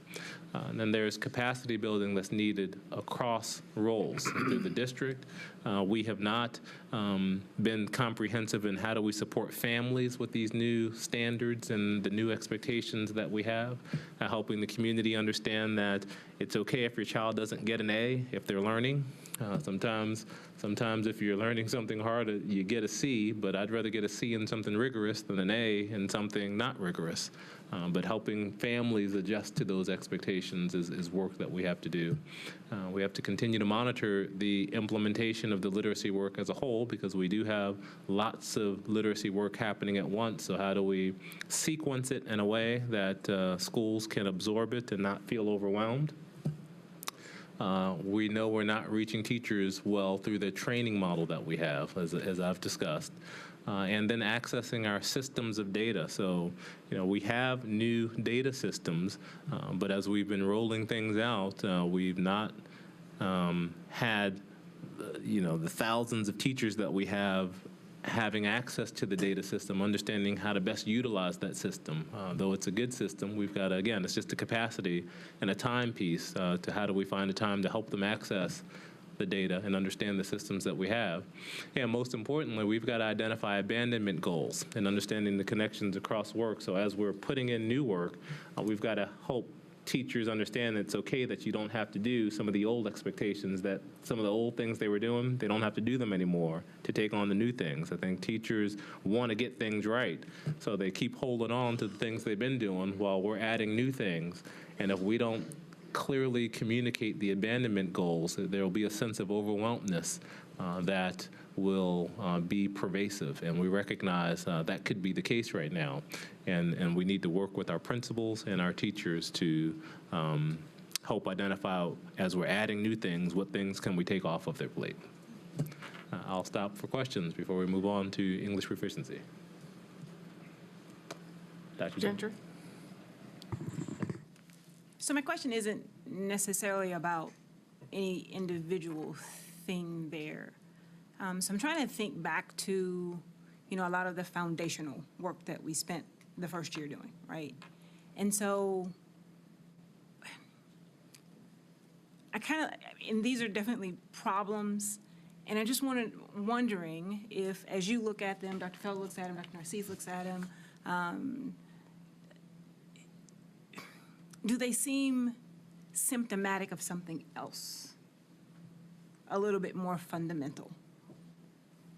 Does that make sense? So I'll say, one of the things I've been talking to our chiefs and team about is just change management.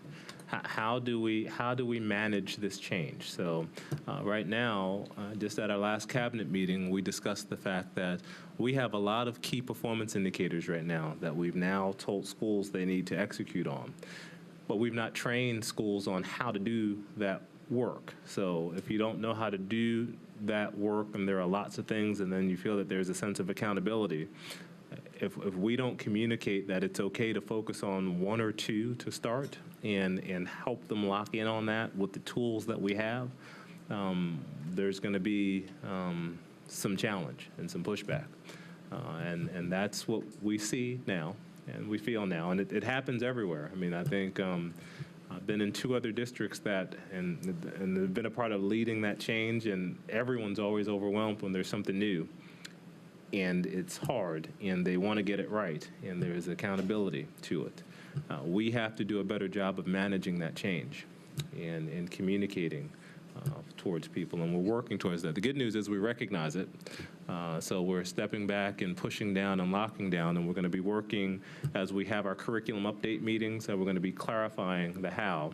I am thankful to have partners like Alignment Nashville. I just met with Melissa Jaggard and members of her board this last week.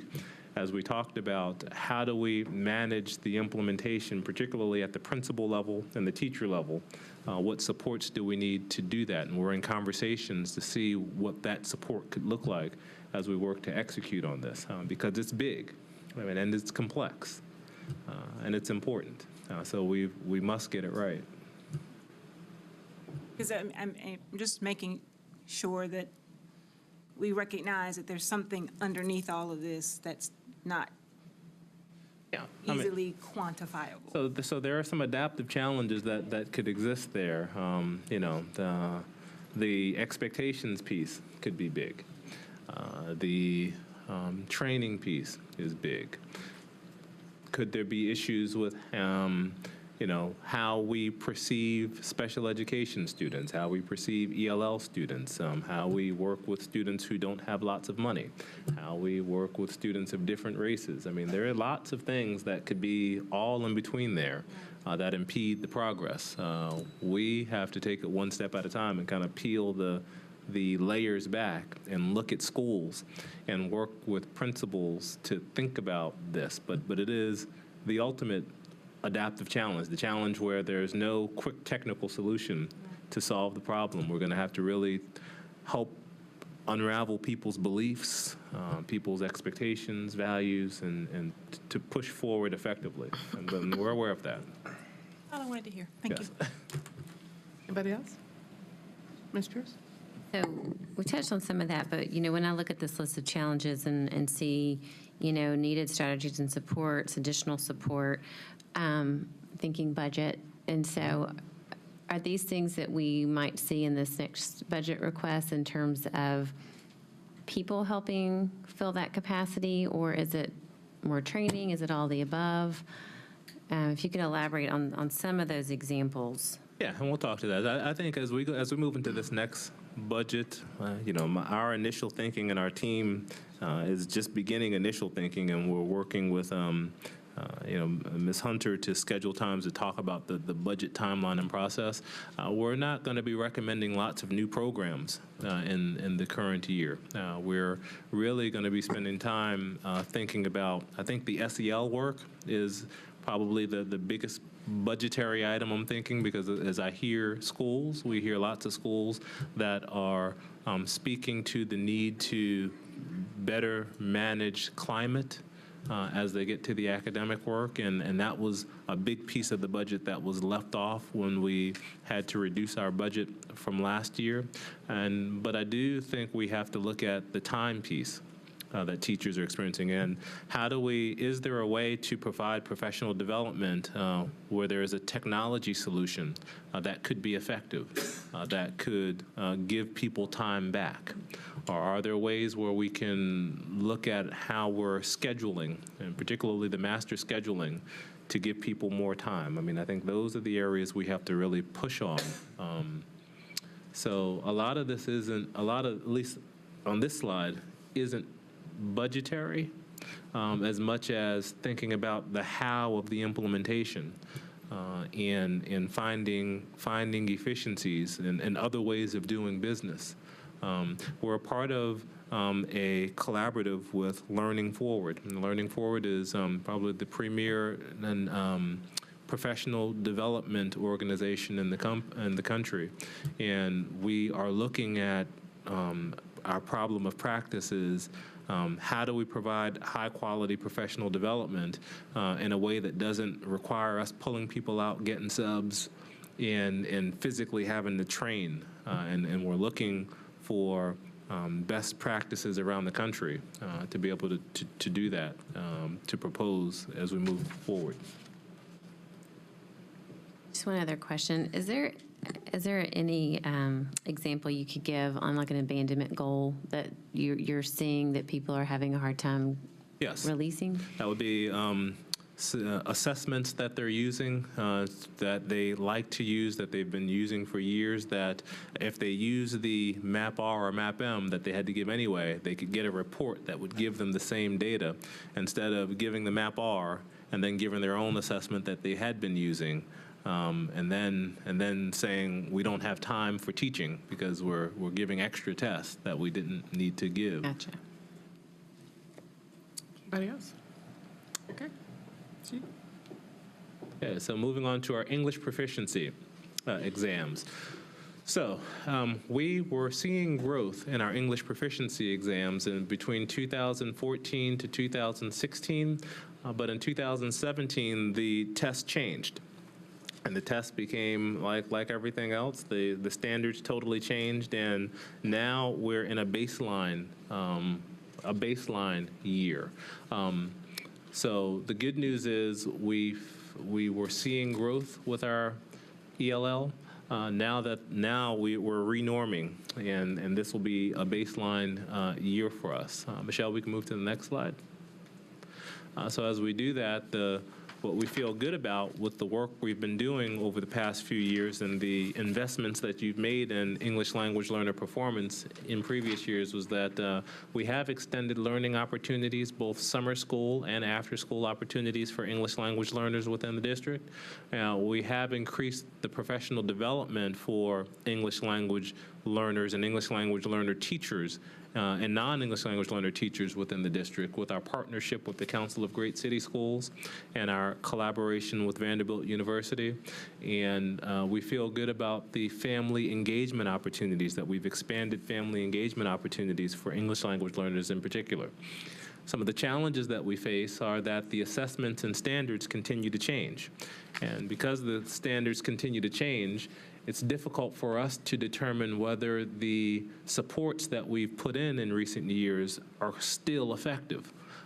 So because it's a new standard and now it's a baseline year, we were growing under the old standard. So now, it's hard to see what do we invest more or less in because the standard is new. We just don't know, and we can't evaluate that. And also building the capacity in schools to use the use of the current roles that we have. We are very stretched and have very limited staff.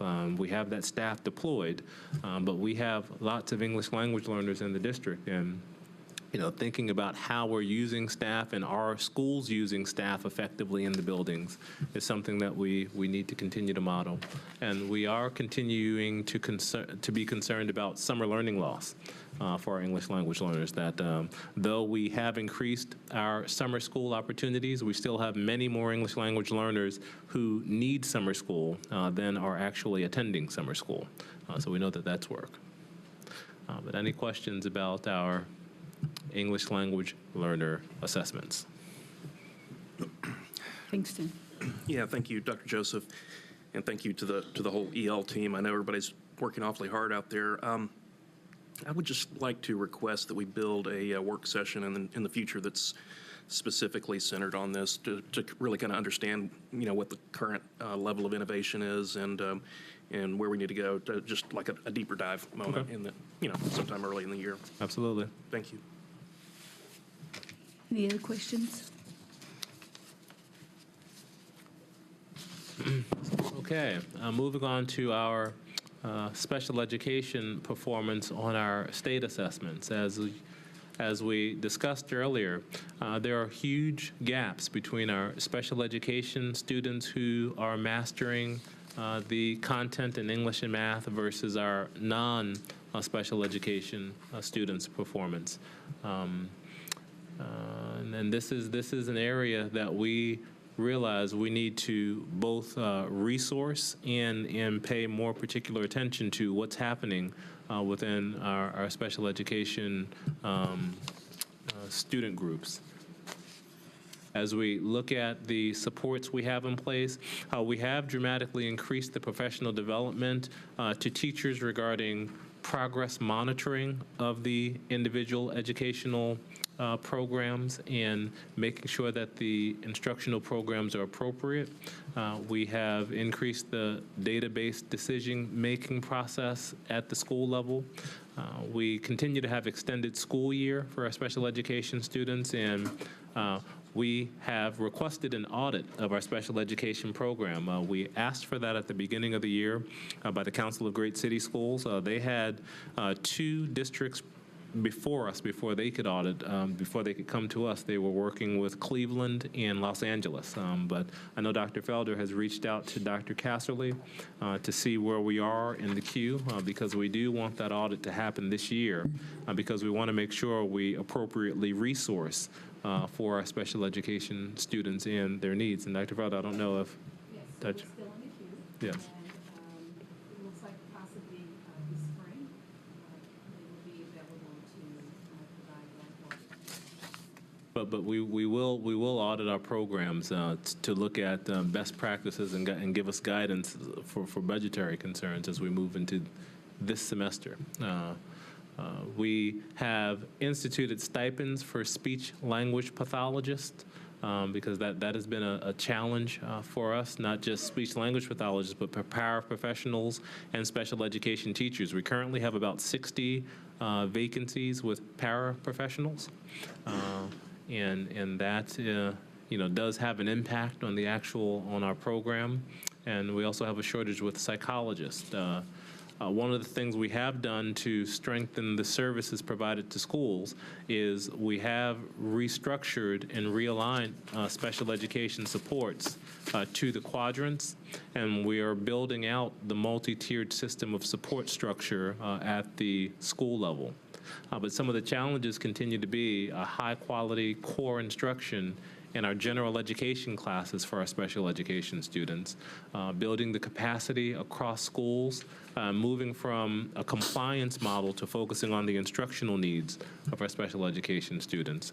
And it's very important that we ensure a continuum of intensive interventions at every school within the district. And that's something Dr. Lipsey is looking at and to offer recommendations next semester to make sure, because we have such a wide range of readers and learners within buildings, we've got to have research-based interventions to meet the needs across schools in both reading and mathematics, and narrow the amount of programs that we have within our buildings to some that we know are pretty solid and meet the needs of what the students need as we go through those buildings. But we're currently auditing and assessing that right now. And we're looking at the assessments and standards because they continue to change. And as I mentioned, we have a shortage. And we're also looking at how we're scheduling our special education students, particularly in the RTI model. Are they getting the targeted supports that they need even beyond the general education classroom? So that's something we're working on. Questions about our special education? Yeah. I'm sorry. Oh, no problem. Questions. So we've moved to the full inclusion model with the exception of maybe life skills classes. I'm going to have Debbie come on up because.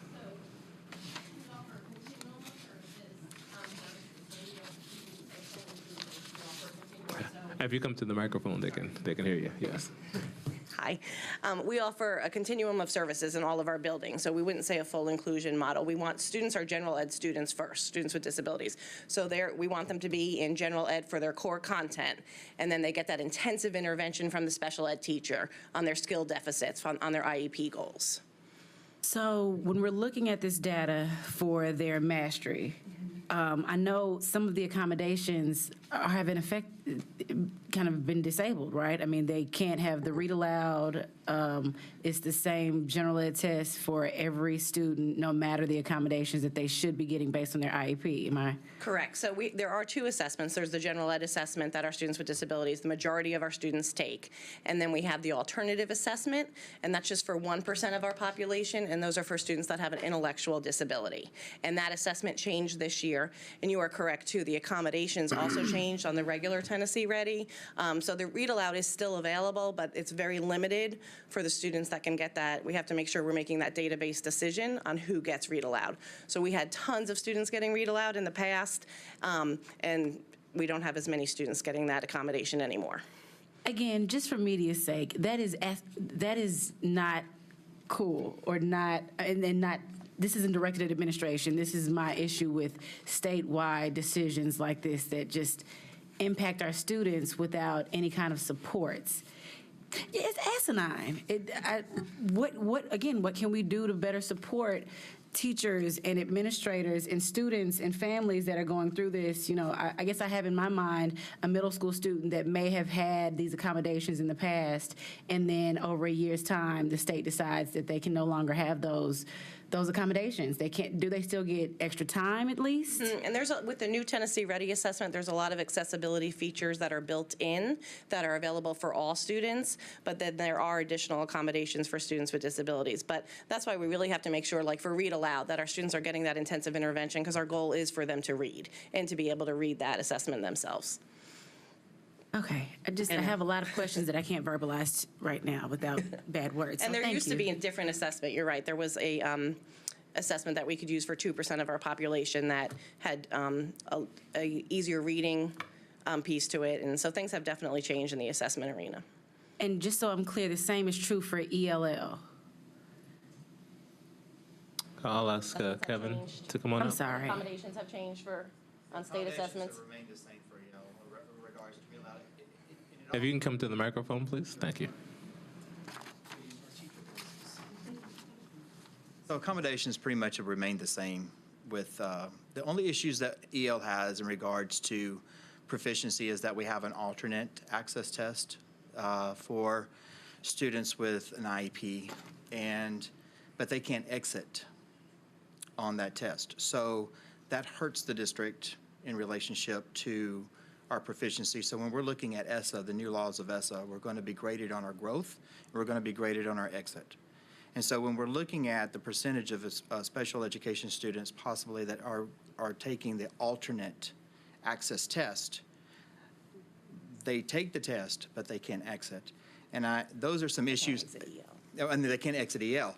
So exactly, I'm with you. I can, if I'm reading you right. Yeah, so let me make sure. So a student that is English language learner, but that also has been deemed has exceptional education needs, has an IEP, will take a separate test, but can never exit the ELL program. If they took that alternate access test, yes, that is correct. They cannot. The state won't allow it. So they could take a general ed test and potentially exit ELL, but that would be the only way they could exit ELL. Right. Well, when I say gen ed, no. Access is really for only English learners. Okay. So there's two forms of the access test: an alternate, which an IEP team deemed necessary that the student would take an alternate test. And then there's an ELL 10 ready test. And then this is all about language. So access only looks at language. Okay. So 10 ready looks at achievement. Right. So when we are graded by ESSA or by the state, they're looking in regards to how they're evaluating the EL office or the district in relationship how we're serving English learners by that access test. Okay. And that's what Dr. Joseph was saying. This test has changed so much in the last 4 years, either by format, by standards, or all the above. Or by accommodation. And so, well, exactly. So no accommodations are given on that test. But when we're looking at 10 ready, then accommodations are given to English learners, and they have remained the same. Okay, so they do still possibly get the read aloud, and okay. Depending on the test. Okay, thank you. Ms. Pierce? Yeah, so my question, Dr. Joseph, you referenced the 60 parapros that we're short, and I've definitely been hearing from some parents. What is their response when there's not a parapro? So we're using all of our resources in our schools. We're putting teacher subs in open positions. We're putting para subs in positions, and then also teacher subs in para positions. And then we're going out in schools and mapping and making sure those students' needs are being met throughout the day. And while we're actively looking for... Absolutely, yes. Okay. Human Resources had a recruiting fair last Saturday. I heard from a couple of principals that they hired paras that had openings. I don't know exactly how many paras were hired, but there's active recruitment. We've had a news station put out about our recruitment fair that was Saturday.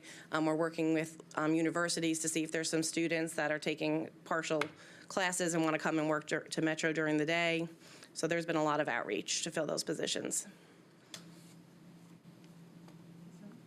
So my concern is I would like to see more data. Like I would like to know, for instance, how many students are taking a separate test.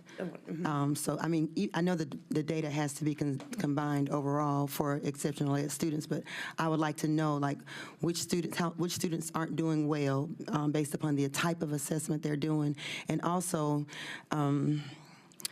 like attendance, how much is attendance impacting all of that? So I know that's a lot of extra information, but I would like to be able to just look at it and to be able to see, for instance, those students who are in school more, is their growth better than those who aren't in school as much? So I would just like to have a little bit more data just so that we can look at it a little bit more. We will provide that to the entire board. Anybody else? Okay. Go again. Sorry, thank you. Thank you. Thank you. Okay, moving on to our advanced academics. So right now, with our advanced placement exams, we had a 45% pass rate of those students that attempted tests. So that's not 5,162 individual students that have taken the test. One student could take multiple tests. This is just the total number of tests that have been taken and the total number of pass rates. And I believe we shared this data with you previously. Dr. Turner presented academic data, so we're just repeating it. But we do have 43% of our students currently pass our international baccalaureate test, and about 53% of our students currently pass our Cambridge exams, with 39 IB diplomas being awarded and 29 certificates being awarded. And as we looked at our ACT performance, as we have previously reported, we did increase our ACT performance by 0.3 percentage points this year to a total average composite score of a 19, and that is with a 91% participation rate, and that participation rate has increased over time, and we have about 31.7% of our students who are getting the minimum 21 or higher. So the good news is we are increasing the number of students taking the test, and we are also increasing our percentage points, at least between last year and this year. As we look at our industry certifications, I think this is some of the biggest growth that we've seen from one year to the next, whereas last year we had 700 students tested. As a result of your efforts to ensure that we're paying for students' tests, we have 1,333 students that are enrolled to take the test, which almost doubles the number between last year and this year. And as we look at our dual enrollment participation, last year we ended with 983 students being tested, and this year we're projected to have 1,805 students enrolled to take the test. So again, we've doubled the number of students participating in dual enrollment in 1 year. And again, I think it's because of this board's decision to ensure that we pay for students, and we're expecting students in classes to take the test. So we see those gains, and we hope to see them continue to increase.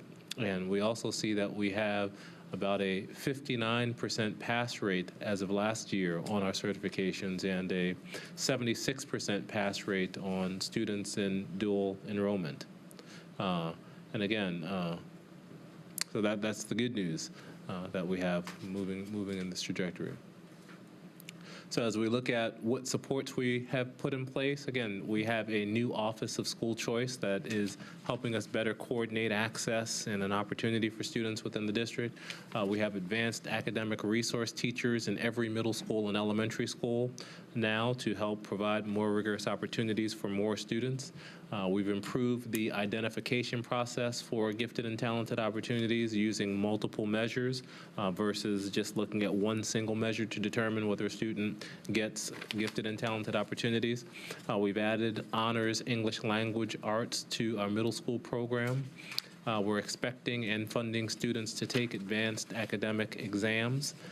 The MAP assessments are providing on-track indicators so we can better measure if students are on track and getting more students into advanced opportunities, because we can monitor who has the aptitude to handle it much clearer now.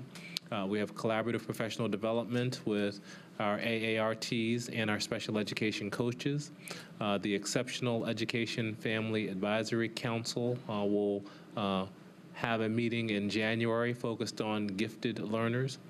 We do have an Encore Parent Family Advisory Group, and at all high schools now, ACT education supports for all high schools with to analyze ACT performance and provide more targeted supports. We piloted it in a few schools last year, and now all schools will have ACT, more targeted ACT support as we move through. Our challenges are continuing to build the capacity of teachers to identify gifted and talented learners, time for students and new pathways to see a change. So, as we're adding more rigor, it's going to take a few years for it to really hit the high schools and kids who have had a more rigorous pathway to be advanced. But now that we have targets, we can be more targeted in ensuring that we are creating those pathways. Because, again, as we discussed when Dr. Turner presented to you all, we feel we have too few students in advanced opportunities within our district, that there are many more kids that could be experiencing those opportunities if they had a kindergarten through 12th grade trajectory for advanced opportunities. The advanced academic exams and industry certification passing rates continue to be a challenge that we need to work towards. So we're happy that we're increasing the number of students participating, and we're predicting, because we have many more students taking the exams, that those will have many more students passing those exams. But we need to make sure we have supports for students in those industry certifications. Time to provide professional development to teachers of advanced academic courses is needed. We need translators to help communicate initiatives to non-English speaking families. Again, we have over 12,000 English language learners within our district, and making sure those families know what those opportunities are is important to us. And then continued funding for ongoing professional development is needed, particularly as we look at the pass rates in our advanced courses and the pass rates in our certifications. We've got to provide schools with the resources to be able to pay teachers and pay for additional supports for students who need additional support to be successful. Questions? Ms. Brooke? Got a couple quick ones. For the pass rates on advanced academics, what direction are we, what's the trajectory there? Are we increasing the number of students passing these tests, or do we? Dr. Felder, do we have anyone here from advanced academics, or can you answer that? Okay. Well, that's something. We will get you that answer. Okay. And we do have that data. Oh. I do know that Thank our you. AP exam, the scores did increase a little bit this past year. Keyboard students tested. I have to look at the Okay. We will get the full board the response to that. Yeah, and I'm particularly interested in what happens with our Hillwood pilot, with increasing the rigor of our of the AP program there. So, but that's to come. And then one more question. I'm looking at the ACT results, and the composite score has come up, which is significant, even though it seems like a small jump. But I'm curious as to what is happening in science, because when you look at the ACT results, we have pretty flat scores totally flat scores in English and reading. Math has come up a little bit, and science made a big jump. And then, of course, on the Tennessee Ready test, there was a big difference between the science results and the other results. So what do we know what is happening in science? Dr. Changas, do you have any? No, but as Dr. Joseph mentioned earlier, as far as the ACT, I'm not sure what the discrepancy is, but with regard to our other assessments, the standards are not the same yet in science. They're being revised. So those differences have something to do with the standards.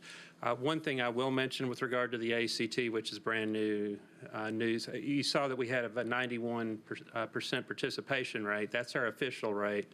The state just gave us their data file that they've been using for matching students to graduation files. And we're finding that there were a number of students who did not match because they didn't have, they may have tested in other places, they didn't have a state ID number. We're actually going to be over 95% for our participation rate and hit that target. But it'll be a while before the state revises those numbers. But no, we'll have to dig into the differences with science. Dr. Joseph, you mentioned that 39 students passed the IB test. Yes. Does that mean they got the IB diploma? Yes. Is that the same thing? Yes. And out of how many attempted, how many seniors, I guess, attempted the? We will get you that data. Okay, thank you. I'll bring it to the full board. Anybody else? Thank you. So on the advanced placement, on the pass, are you considering that a 3? Yes, a 3 or higher. All right. And then on the IB diplomas, I do know that just from Hillsborough information that 32 of those came from Hillsborough of the 39. So it's just a concern on the other programs. Yes. And so, I mean, it's still a very low number district-wide.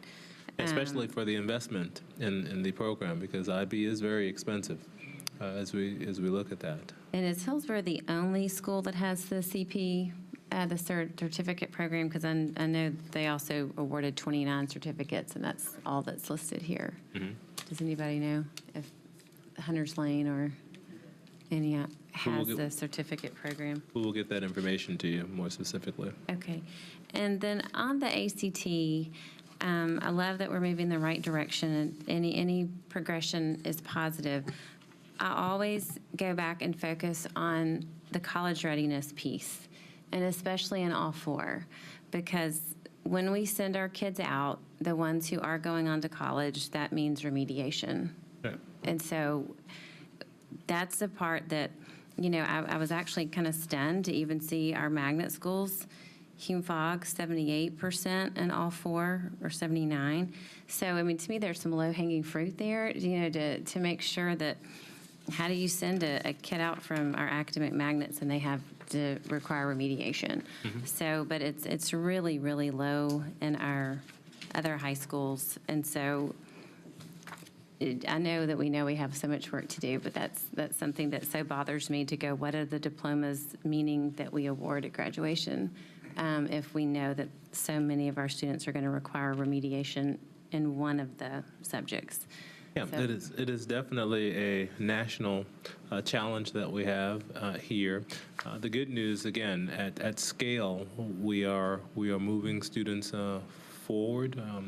There's still, and Dr. Changas can talk about how significant it is to move forward, particularly as you're increasing with over 95% of students participating. We do believe that the working with schools right now, giving students multiple opportunities to take the test and providing more direct targeted support in analyzing areas of growth. I mean, a part of the work that the high schools are doing with our high school kids now are, you know, once we give them the test, they're analyzing the test and then working directly with the students to show them where they have the greatest potential to show growth if they retake the test and what they could be doing to prepare. We know that ACT performance is really a composite of kindergarten through 10th grade.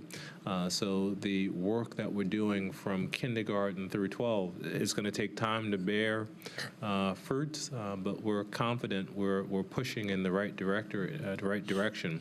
And as we start working with the predictive analysis, the predictive analytics, particularly looking at our MAP-R and MAP-M, measuring which students are off trajectory early, we can, if we implement the multi-tiered supports right, meaning within all schools, we make sure if students aren't getting it in first instruction that they're in targeted smaller classes and intensive supports. looking at the right data, we feel we can accelerate. But I'm confident with the work that we're doing in the high schools right now that we should continue to see a upward trajectory because again, 21 is a floor. It's not, you hit 21 and you didn't make it to the promised land. I mean that's a baseline minimum expectation. We should be expecting our kids to be doing much better. But at scale, I mean we're testing thousands of kids, and we're moving forward. So that's the good news. Well, I do appreciate the map. That is such a great predictor, and it's be formative in lots of ways. Thank you. Anybody else? Okay. Okay, so moving on to our chronic absenteeism. As I discussed earlier, as you can see, 25.3% of kindergartners are chronically absent. I believe we define chronic absenteeism, students who miss 10% or more of school. So it is a concern, and it's up. Oh, it's down slightly from the previous year. Last year, we had 76% of students who are now chronically absent. Now we're down to 74. And as we look at the district, we see that the chronic absenteeism for the district was at 16.9% in the 2016-2017 school year, and that was slightly up from the previous year with 15.8% of students being chronically absent. As we look at what we're doing, we do have 16 truancy intervention specialists assigned by cluster. We have social workers and school counselors assisting chronically absent students with a collaborative referral process.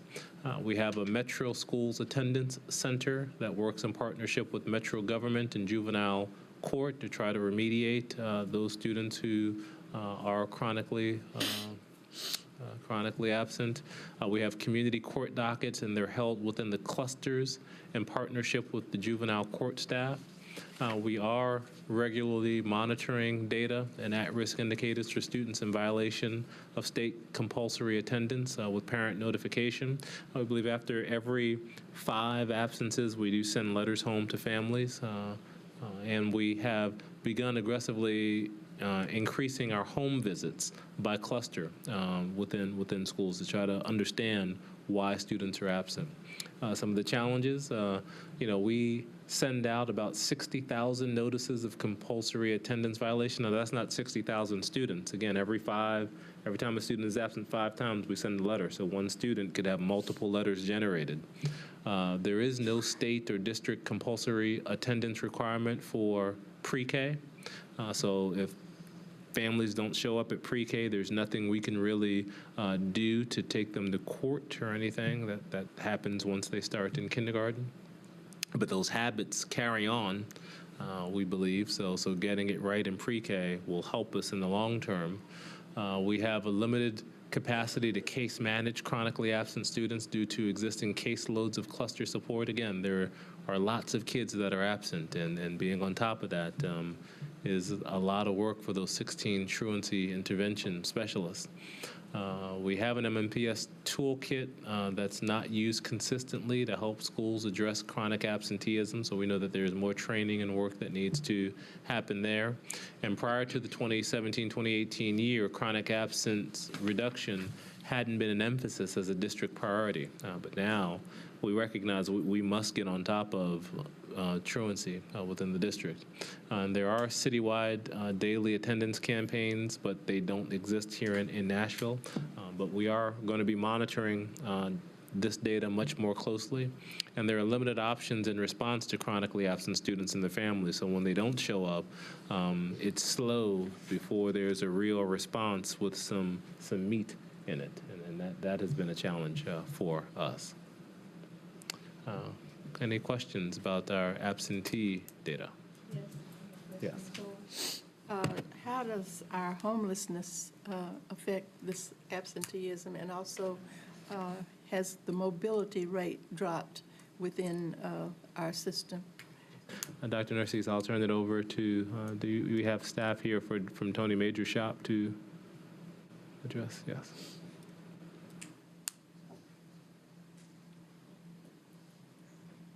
the homelessness is an issue, and it's, we had last year a little over 3,000 kids. In the past few years, we've gone back. The kids will transition from, they'll live in one hotel or one shelter for a while, and then something will happen, and then they transition. And those 16 specialists we talked about a while ago spend a lot of time trying to just catch up to them. And so that is definitely an issue. Definitely an issue. What was the second part of your question, Dr. Brennan? Mobility throughout the system. I know at one point we had certain schools that had higher mobility rates than others, but I don't know the trend now. So. And we do have that data, and I can give it to you. It's captured in the Nashville Literacy Collaborative blueprint. We captured it. It's pervasive, and we have a number of schools that have very high chronic absenteeism. But we can get that data back to you just as a separate piece to pull So I out. just wanted to mention that because Yes. it does affect I thought that it would affect the absenteeism throughout the system. And in many urban districts, the chronic absenteeism piece is a root cause to a lot of the performance. It's not that you don't have bright kids; they're not in school accessing the curriculum. Therefore, their performance isn't what it could be had they been there. So we will put a heavy focus on addressing that moving forward. Thank you. Okay, coming down to the wire, as we look at our student discipline, we see we were slightly down by incidence of lost instructional time from the previous year. We had about 8,357 suspensions in the 2016-2017 school year, down from 10,337. There are still way too many suspensions, and our suspensions are still we still have challenges with who we're suspending. We still are suspending African American students disproportionately, and we're still suspending Hispanic students disproportionately, and special education students. And we also, have some concerns in our alternative learning centers with our most vulnerable students. We are suspending them at rates that are too high. And we recognize we need to look at our alternative programs as we are working, towards our plan. And I do know Dr. Narcisse and Dr. Majors have plans to look at revising what's happening in those alternative learning settings there. As we look at the supports that are currently in place, we have a new student handbook with a progressive discipline matrix, and we did that work in conjunction with the Passage grant that we have. We've rolled out a Tier 1 behavior management model, so all schools should be focusing on either SEL foundations, restorative practices, or PBIS. We have ongoing professional development and training that's provided by the Student Services Department, and supplemental training provided by the SEL staff and behavior analysts. Discipline review boards. There is a mandatory review of all expulsion packets, and student reentry conferences are provided by the district restorative practice team. We do have drug education, diversion, and mentoring programs, and strong partnerships with clinical and mental health providers. And we're working in partnership with NOAA, the Nashville Organized for Action and Hope, to increase awareness and the need for system-wide school climate reform and equitable disciplinary practices. And over the past week, in each one of our quad clusters, we've presented data on our schools to our communities and our families, looking at the disproportionate suspensions and working to talk about what we can do as a community. But as we look at our challenges in this area, we do need additional resources to meet the growing demand for training and support in the area of social emotional learning, restorative practices, classroom management, and trauma-informed practices. We put the mandate out that everybody have a program, one of the 3 programs we just defined, but we really didn't resource it. And so we know schools are challenged with resource in terms of executing on those programs. MNPS staff and parents don't fully understand our district policy on how progressive discipline should be implemented, and we know that more training needs to be provided there. Shifts in adult perspectives, as we talked about adaptive challenges, moving from quickly wanting to suspend kids to working to support kids and understanding why are they behaving the way they're behaving in buildings is work that we need to do. We have to make the correlation between school disciplinary practices, climate, culture, and academic performance. The number of students experience adverse childhood experiences, ACEs, and trauma who are in our schools continues to increase, and we need to provide supports to staff to be able to deal with those challenges. And there is an overrepresentation of minority students who are suspended and expelled. We need to provide time and professional development for all schools to implement their selected Tier 1 behavior intervention plans with fidelity. And there is no state or district compulsory attendance requirement for expelled high school students. And lastly, there's a lack of placement options for students in need of alternative learning environments currently. So, some of the things Dr. Majors and I have been talking about are how do we provide more supports in the actual schools. And I think as we look through this budget, we might need to look at our high schools and middle schools first as we roll out additional supports and programs so schools can work with those students within their own buildings as opposed to sending them out where they continue to be suspended. Questions? Yes. Statement. I'm sorry. Sure. I was really impressed at both NOAA meetings that I went to, the one at Temple Church and the one that was at St. James. Just the way that Dr. Majors presented the data from MNPS was great. He answered questions about data. And one thing that I will say that I took from that meeting is parents asking about the appeals process. He talked about the appeals, and I know that's something that we around the board table have been kind of iffy about. But I'm going to always advocate that we listen to these appeals. And that's something that came out of one of those NOAA meetings, at least, that parents are asking, how can they better advocate for parent knowledge of the appeals process and parent participation in the appeals process and the need for it. The idea that we can still be very supportive of administrative decisions while still accommodating student consequences and not perpetuating this school to prison pipeline. So yeah, I would agree. Just really briefly, I'm sorry. Is it okay? I also attended both of those meetings, and I want to just thank Dr. Joseph for noticing last year that we needed to include more money in our budget to help us to address this problem, and just to continue to point out that this is a community problem. It's not necessarily a school problem, but he is aware of the needs, and we're going to have to get the funding we need so that we can adequately support our students. So these students that are expelled and there's no compulsory attendance requirement, what ages are this? Are they all different ages? Are we talking more like high school students? Because I'm just wondering what happens to them. Can they re-enroll at some point, or is it over once they're expelled? The state law does not require that any child expelled be mandatory attendance be required. And so the board a couple of years ago, though, decided that any child that was expelled at the middle school or in the upper levels of elementary school, we would provide ALC transportation, and we would allow them to go to school. What happens is at the high school level, we get to a point where only about 50% of the kids that are expelled choose to go to the ALC. And because it's not required by the board, we can't require them through compulsory attendance. For instance, a middle school student that chooses not, their parents don't want him to go to Johnson if they're expelled, we can submit that to the courts and require them to go through compulsory attendance. The problem we had a few years ago when we started discussing having high school students was the transportation cost. And there was a huge transportation cost involved in that.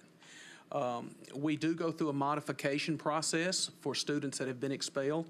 At some point, we quite often receive requests from parents or recommendations from the principals at the ALCs that their students have they feel like have improved and would like for consideration to modify that expulsion so that they can return.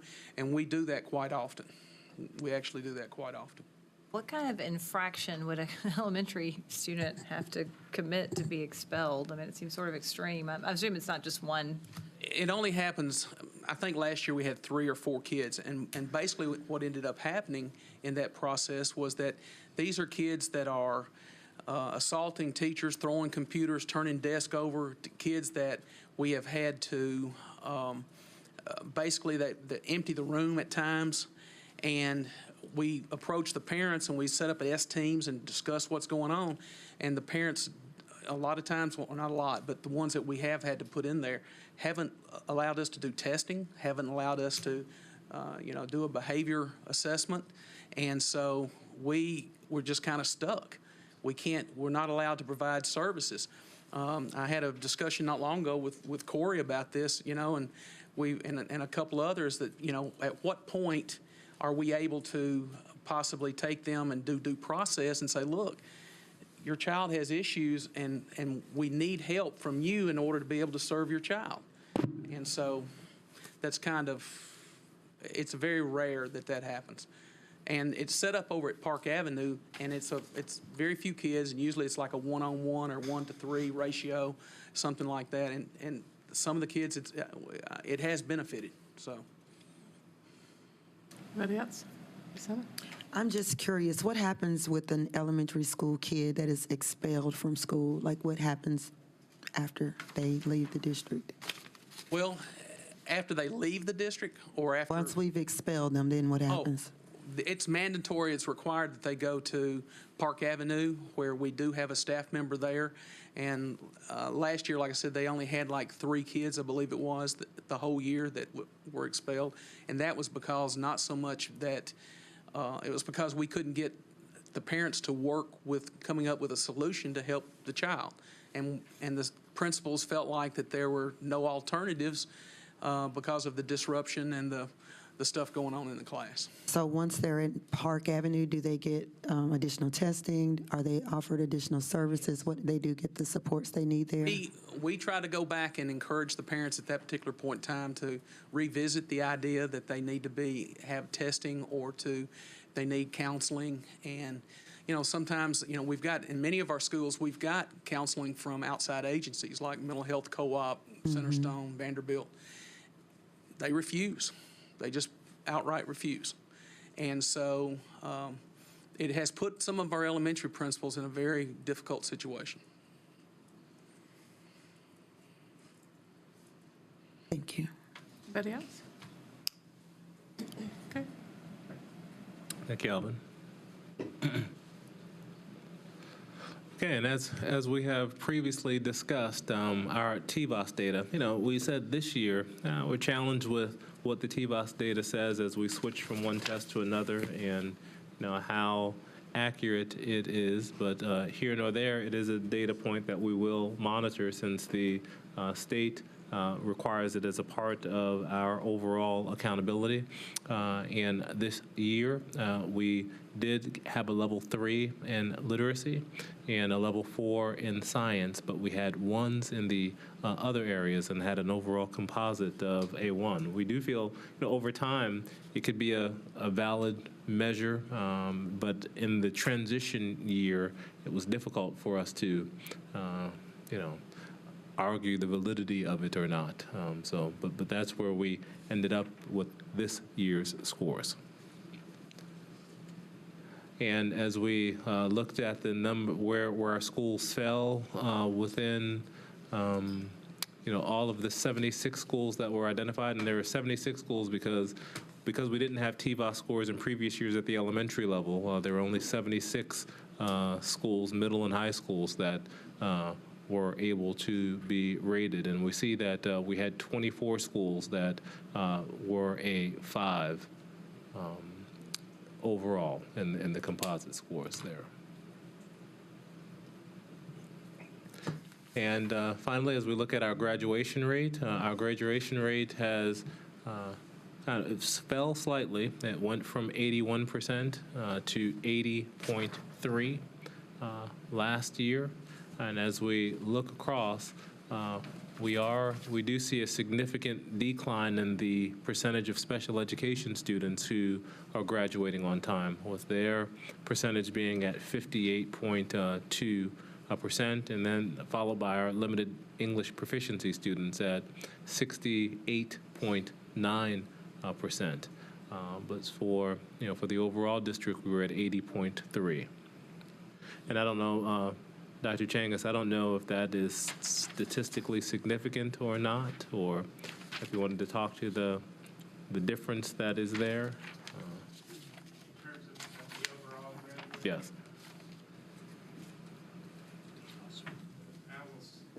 I would put it this way, because of the size of our district, it probably will be considered statistically significantly, but not educationally significantly different.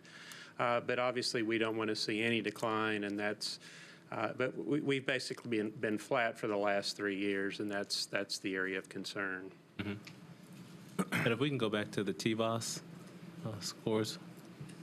Dr. Changas, while we got you at the podium, I just wanted to access your big brain about kind of this shift between these assessment systems. And as I look at that column on the left in the composite, you've got 24 schools that are a 5, you got 40 schools that are a 1, and there's very little in between. And I guess the question I've got, and I guess also my operating assumption has been for a number of years now, that once the assessment shift happened, that there would be reliability issues with it in terms of how it affects TVOS.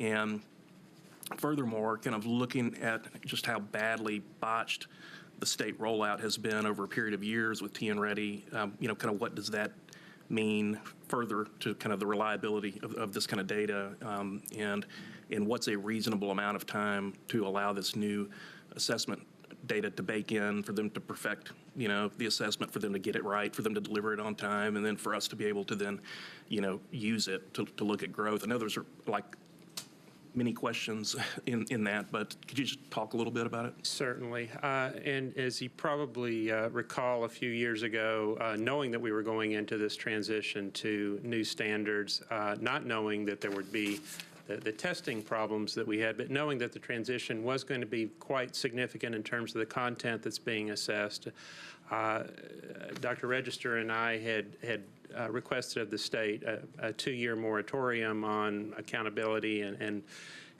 let this stabilize a little bit. And I will say that, the data we're seeing here is looking at relative performance of our school district and our schools to other districts and other schools across the state. But when we look at our data, we see that our academic magnet schools were among our top performing schools in terms of growth, which has traditionally not been the pattern. They've traditionally done well, but not been our highest performing schools in terms of growth, which kind of signals that this transition to higher academic standards probably was advantageous for higher achieving students who could make that transition more easily. The bottom line is, while the 1 to 5 scale, you mentioned that there are a lot of schools at a 5 and a lot of schools at a 1. And as I mentioned when we did our TVOS presentation earlier, because of the size of many of our schools and essentially the district as a whole has very little margin of error on this 1 to 5 scale. We're almost always, as a district, a 1 to 5. For us to be a 3 in literacy, like we saw, means we're right at the state average there. Even though as a composite we were a 1 as a district, when we saw our status on accountability, we actually were in an achieving category because our growth was not significantly different from the state for any educational purposes. So, as I've stated on other occasions, the 1 to 5 scale is more useful at the classroom teacher level with a smaller group. It's not the best scale for looking at school performance. This year, we're making a lot of assumptions over what's happened from old standards to new standards and over a 2-year period for our middle schools. So we don't know if the scores this year reflect what happened in 2016-17 equally as to what happened in 2015-16.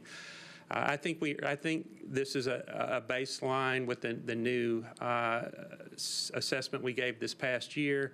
I think it's going to take a couple of years for us to really feel comfortable about the growth scores as we're adjusting to these standards.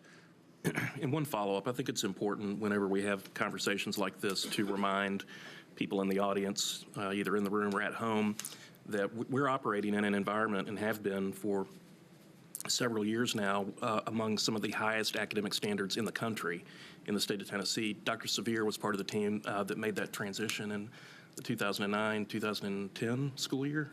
So could you just pull on that thread for a minute and just talk about where we are on standards relative to the rest of the country? Because it's high, right? In 2010, when we made the transition, our standards at that time were the second highest in the country. We went from the second lowest to the second highest when you compared our data to the National Assessment of Educational Progress. Over the last few years, a few states have passed us in terms of where they set the bar. I don't have access to what's going on yet. We haven't seen, I think we now have the highest standards. I'll just say that. We knew that we were going to move the bar pretty high. I did not anticipate that they would go above the ACT college readiness standards. Thank you. Dr. Changas. Right. Has there been any study or correlation? I know this data is still relatively new, but I mean, I'll have to note it again. Our charter schools still killed it. I mean, they were almost all fives in their growth. And I just think that we still need to acknowledge that those are our schools, they're our kids, and I think we could learn a lot from them.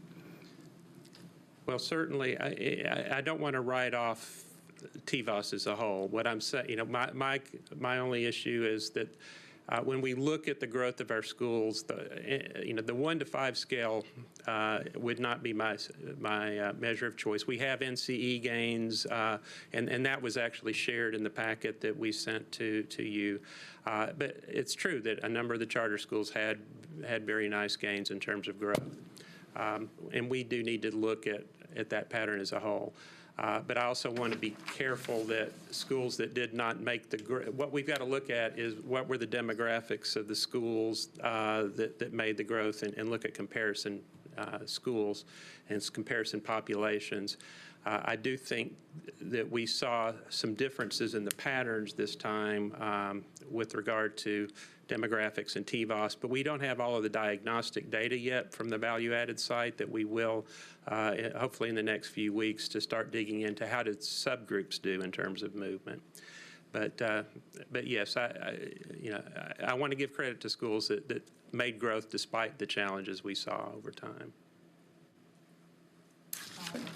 So I was going to also my understanding from our past conversations is that we really need 3 years of data for the TVOS, for growth scores to be reliable. And, TVOS is a relatively unstable measure. And obviously, we don't have 3 years of data. We've had a total change of the test. We've had a total change of the testing platform. We have a change of standards. We didn't have any data in 2016. So I think, this data is not very meaningful until we have repeated years of growth. And I would have to say, if we had district schools, scoring the highest on growth this year, I would have to say that's also meaningless, because without long-term data and without, and with this long-term data with the same measures, we need more time to determine whether these are valid. So correct me if you think I'm wrong. So what I would say is that the concerns with TVOS that we've typically seen have been with regard to the reliability. The issues have been primarily at the classroom level and with relatively small numbers of students. And typically they've been a little more stable at the school level and district level, but even then we've seen patterns bounce around from year to year. So that has raised questions, and that's not new. Even prior to coming here, when I worked at the state level, we worked with colleges of education to try to dig into what was going into the trends that we were seeing with value added. All that being said, while what's complicated even further is the content has changed dramatically when we have a gap for 2 years. But we do have schools that, regardless of all of that, at least have maintained or improved in terms of their rankings of students compared to students statewide. What that really means, though, in terms of mastery of the content and the standards is a little different from what it has meant before. It's trend data right now is very difficult to read. The 3-year piece, 2016-17, for our elementary and middle schools, was a baseline for 10 ready and achievement scores. It won't be until next year that we'll really get value-added scores on the same standards. And 1 year is not a trend. That's why we're going to need to, that's where the 2 to 3 years of looking at patterns really pays off. But, still, if I'm in a school that, that did well through all of this, I'm going to celebrate that as well. Anybody else? Okay. And our final data point is family engagement. Currently, we have 73 schools with some sort of parent-teacher association, PAC, or parent advisory group. And our goal is to ensure that all of our schools have some active parent participation as we go on. We also, not only in addition to parent organizations, we do look at how many parents are logging into their accounts, checking their students' grades, and how many parents actually have accounts with their students. So we can see right now that students having parents with accounts, we only have about 17% of our students. So there's much work that needs to be done to help our parents understand how they can better support their children and monitor their children's academic progress as we go through. And things that we are working on, we do have 14 family specialists providing supports at the cluster level. We have 59 parent outreach translators. We have numerous families engagement efforts taking place in pockets across the system. And most schools do a good job consistently using the automated system to communicate with families. We have 25 headsets available at the system level for interpretation. But we do have lots of challenges with parent engagement, including parents and families aren't being engaged consistently at scale, and we've got a lot of work that we need to do there. Again, over 50% of our schools do not have active parent organizations. 34% of our families speak a language other than English as a primary language, and we need to continue to increase our bilingual staff to better communicate with our families. Our family engagement policy has not been communicated effectively across the district. So as we look at our policies, I think that family engagement policy is one opportunity that we have to really re-communicate some expectations to schools and how we engage with our families this year. The availability of perceptual data from families is limited, and we do need to better understand, and I know it's been the board's interest to make sure we get feedback from families on their experiences in our schools and that we're doing something to improve customer satisfaction. Communicating and messaging consistently with our families is something we're continuing to work on. And we have limited technical support and monitoring for parent organizations. So even as parent organizations exist, our support of them has to be more systemic. Parent outreach translators spend a majority of their time translating versus outreaching and engaging families, and there's limited access for liaisons to provide support with the family portal. And we need a shared ownership for family engagement. As our transition report a year ago shared, that we've got to show that family engagement is really important and meaningful from where I sit throughout the schools. And our policy can help us do that much better. Any questions on parent engagement? Just one question. When I first joined the board in 2012, I had a principal tell me that there was a lot of time that was being wasted by translators moving from building to building, so time on the road. getting from place to place, and that we ought to better utilize technology like Skype technology to kind of parachute them in virtually. Is there anybody, Mr. Henson or somebody else, or Dr. Narcisse, who can speak to just utilization of technology to kind of make that, stretch those translators' time? And if not, we can talk about it another day. Yeah, something to consider. We're moving right now to trying to do more libraries for professional development in those spaces, but that's something we can look into. We're Yeah. trying to use technology more differently. Yeah, it was just one of those things that made a ton of sense at the time, and we just never got back to the conversations. I'd love to learn a little bit more about it. I'd just like to add, last year we spent a tremendous amount of time on parent and community engagement with all of those listen and learns. I think we've gotten a pretty good start this year as well. We've just not been as intense. In some of the meetings that we've held in my district, like last night, we had very good participation from staff and faculty, principals, but I think one of the problems we're having is actually getting parents to the meetings. There was a meeting held at Antioch High School on Saturday, and I was told that there were only 3 parents. And I know Antioch High School was one of those places last year or at the beginning of the school year, we had a tremendous amount of concerns from parents, but I would just like to ask that when we're offering these meetings, and there are some additional ones that are being planned, that parents actually come and participate in the process so that you can give us the feedback so that we can help to make it better.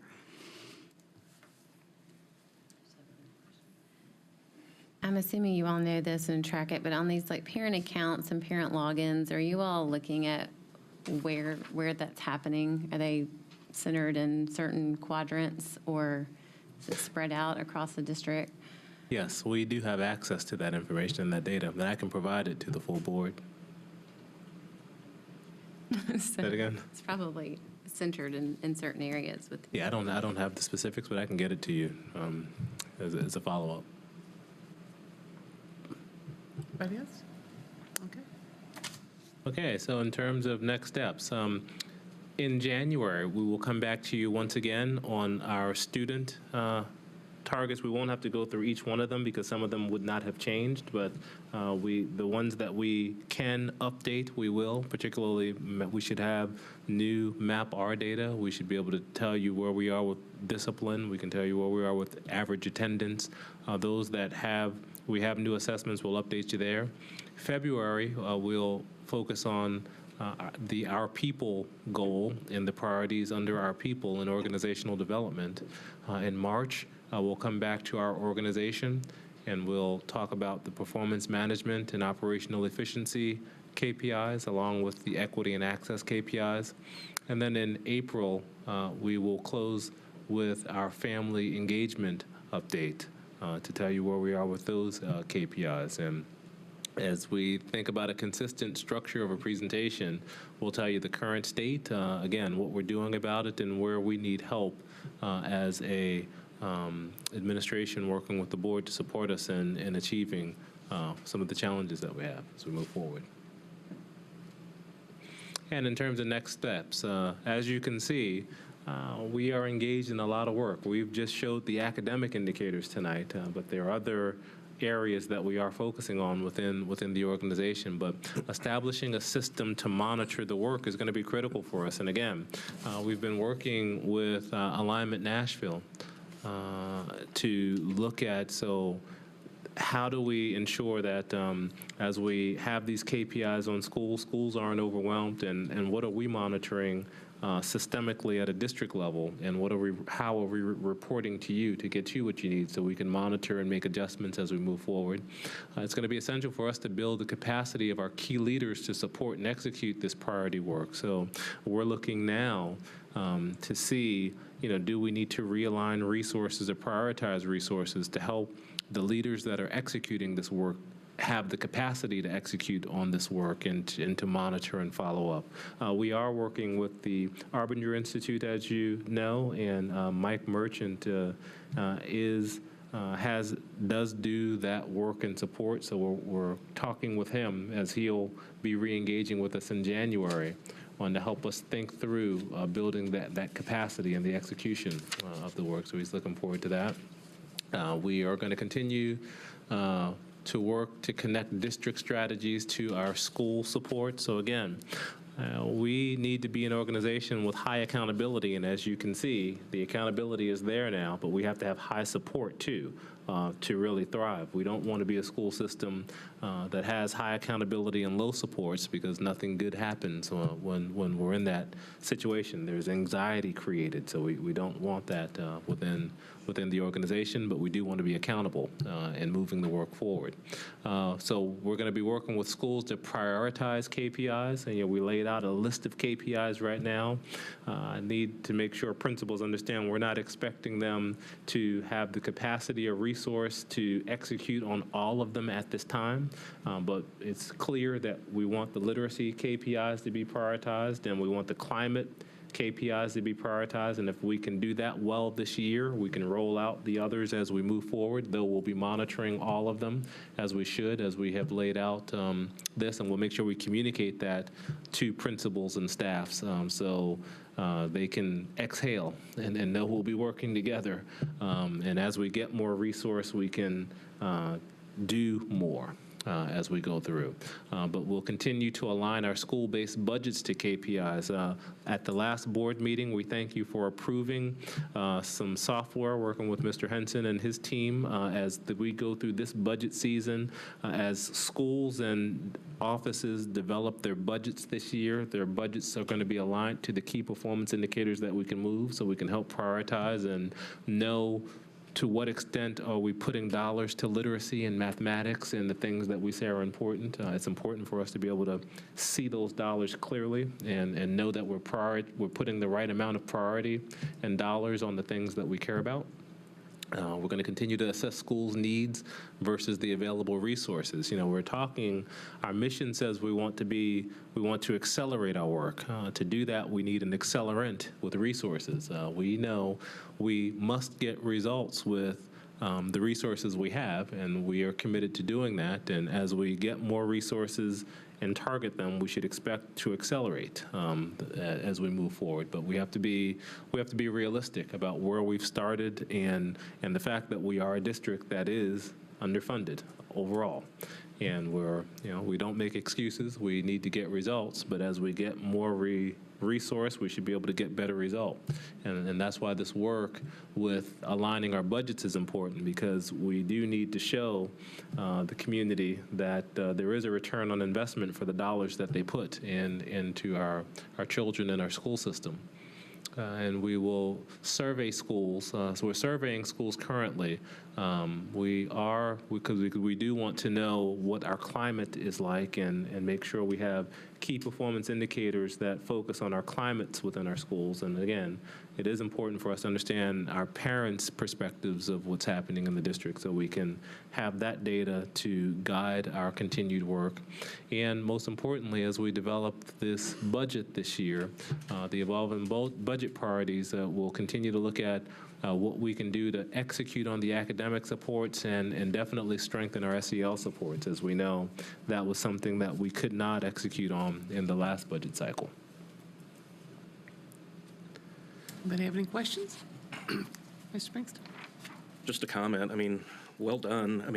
The comprehensiveness of this conversation is not something that we've had previously, and the transparency. And I think, most of all, just kind of the unvarnished nature of how this stuff is being brought forward. I was laughing to myself when Ms. Pierce asked the very right question about the IB diploma number, about it being low at 39, and the answer was not to get defensive about it. The answer was like, yep, you're right. So, I think those kinds of questions and conversations are energizing to me. Some of this data is scary, but confronting it head on, I really appreciate it. Thank you. So I would say, to elaborate on that, those would be questions I would want to, that's an area where we can really look at the budget to see if we're really spending money well. But this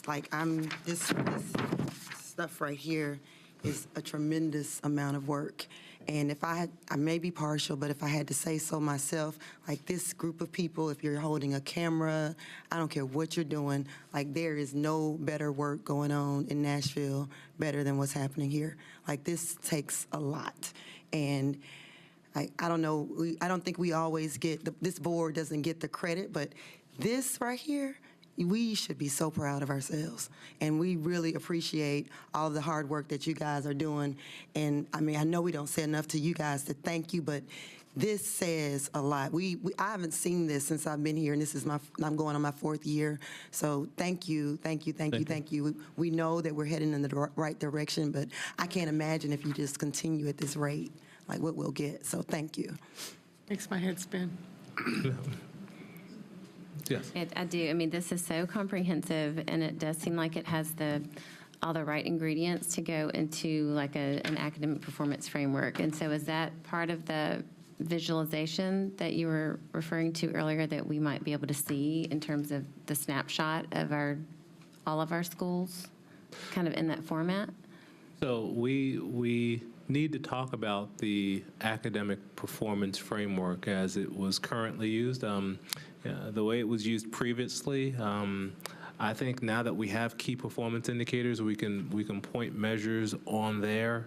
We can talk to Dr. Changas about the It wouldn't have to be called, I'm saying feasibility. using these ingredients. Yes. Right. So if it was in a format that we could kind of easily access. I didn't know that if that's what you meant, that would be going on the website. So what's going to go on the website? So I believe you got a packet with samples of visualizations. So for each one of the key performance indicators, we can we have a way to display where we are with the data on each one of those states. We'll be able to put that up on a website.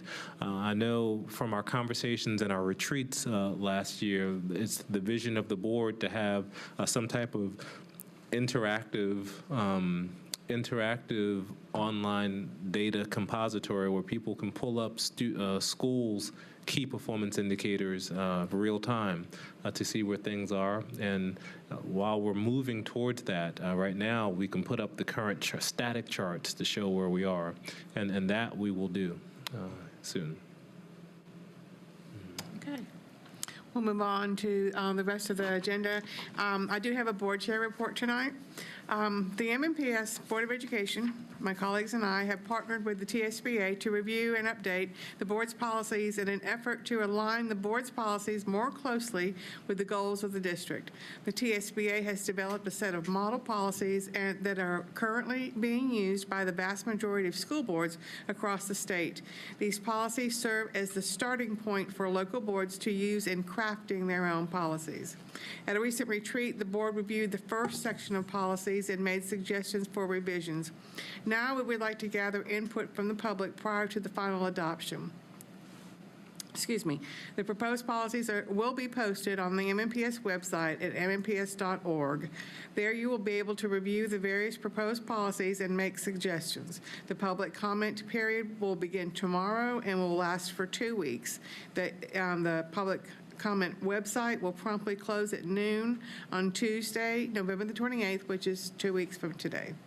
This will be the first of 6 weeks of policies that will cover topics such as board operations, human resources, student services, and financial operations. Over the next several months, we will be releasing sets of proposed policies for public input. In each case, we will be certain to announce when the website is open and for how long. Typically, they will be open for 2 weeks. So tomorrow morning, the website should be up and running, should be alive. So if you feel so inclined to weigh in, go ahead and weigh in and make a public comment to that. And this is for our audience here and both at home. So we will move along to announcements. Dr. Brennan. Okay.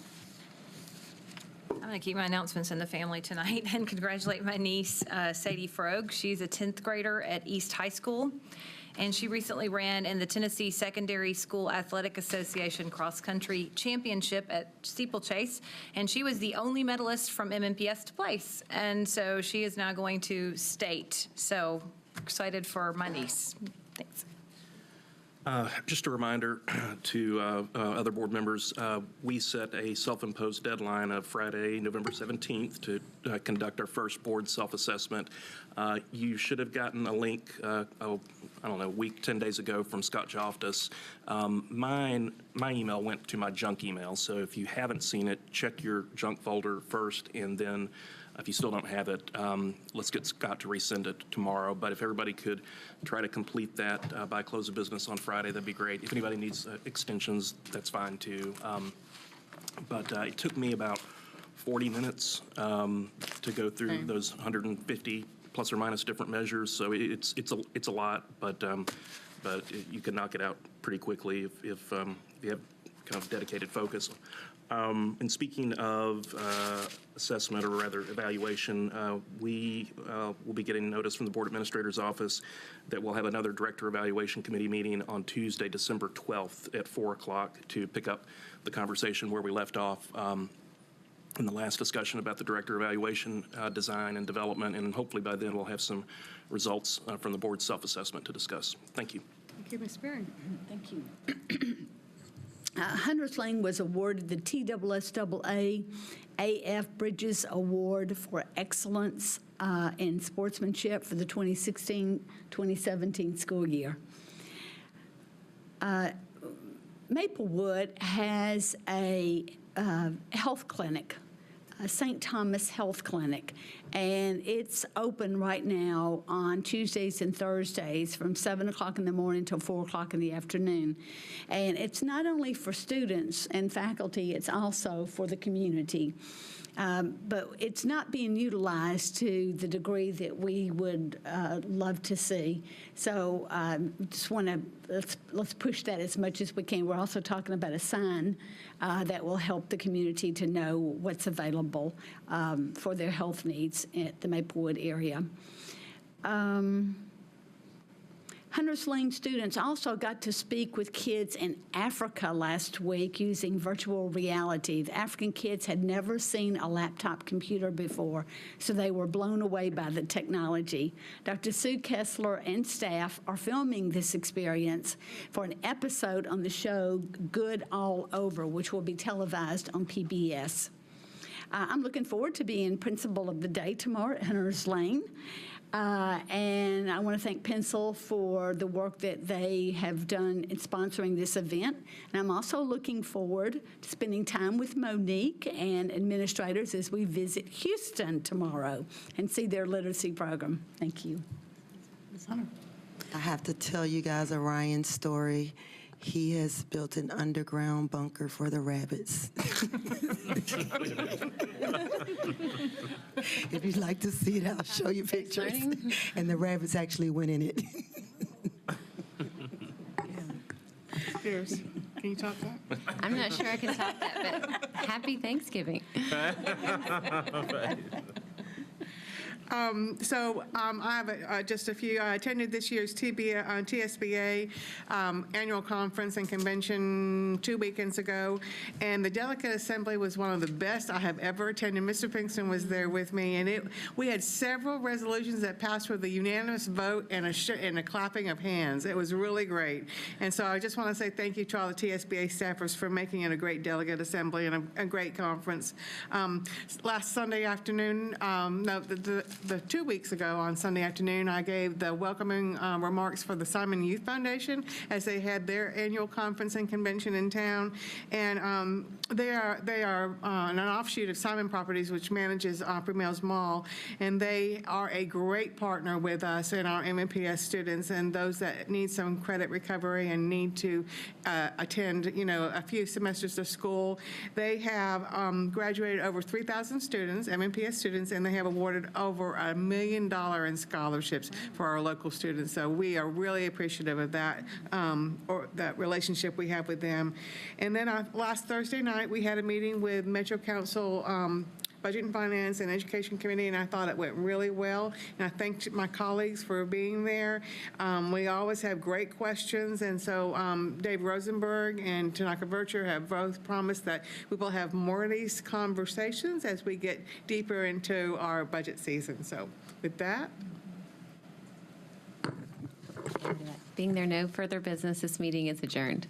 Thank you. I couldn't remember what to say.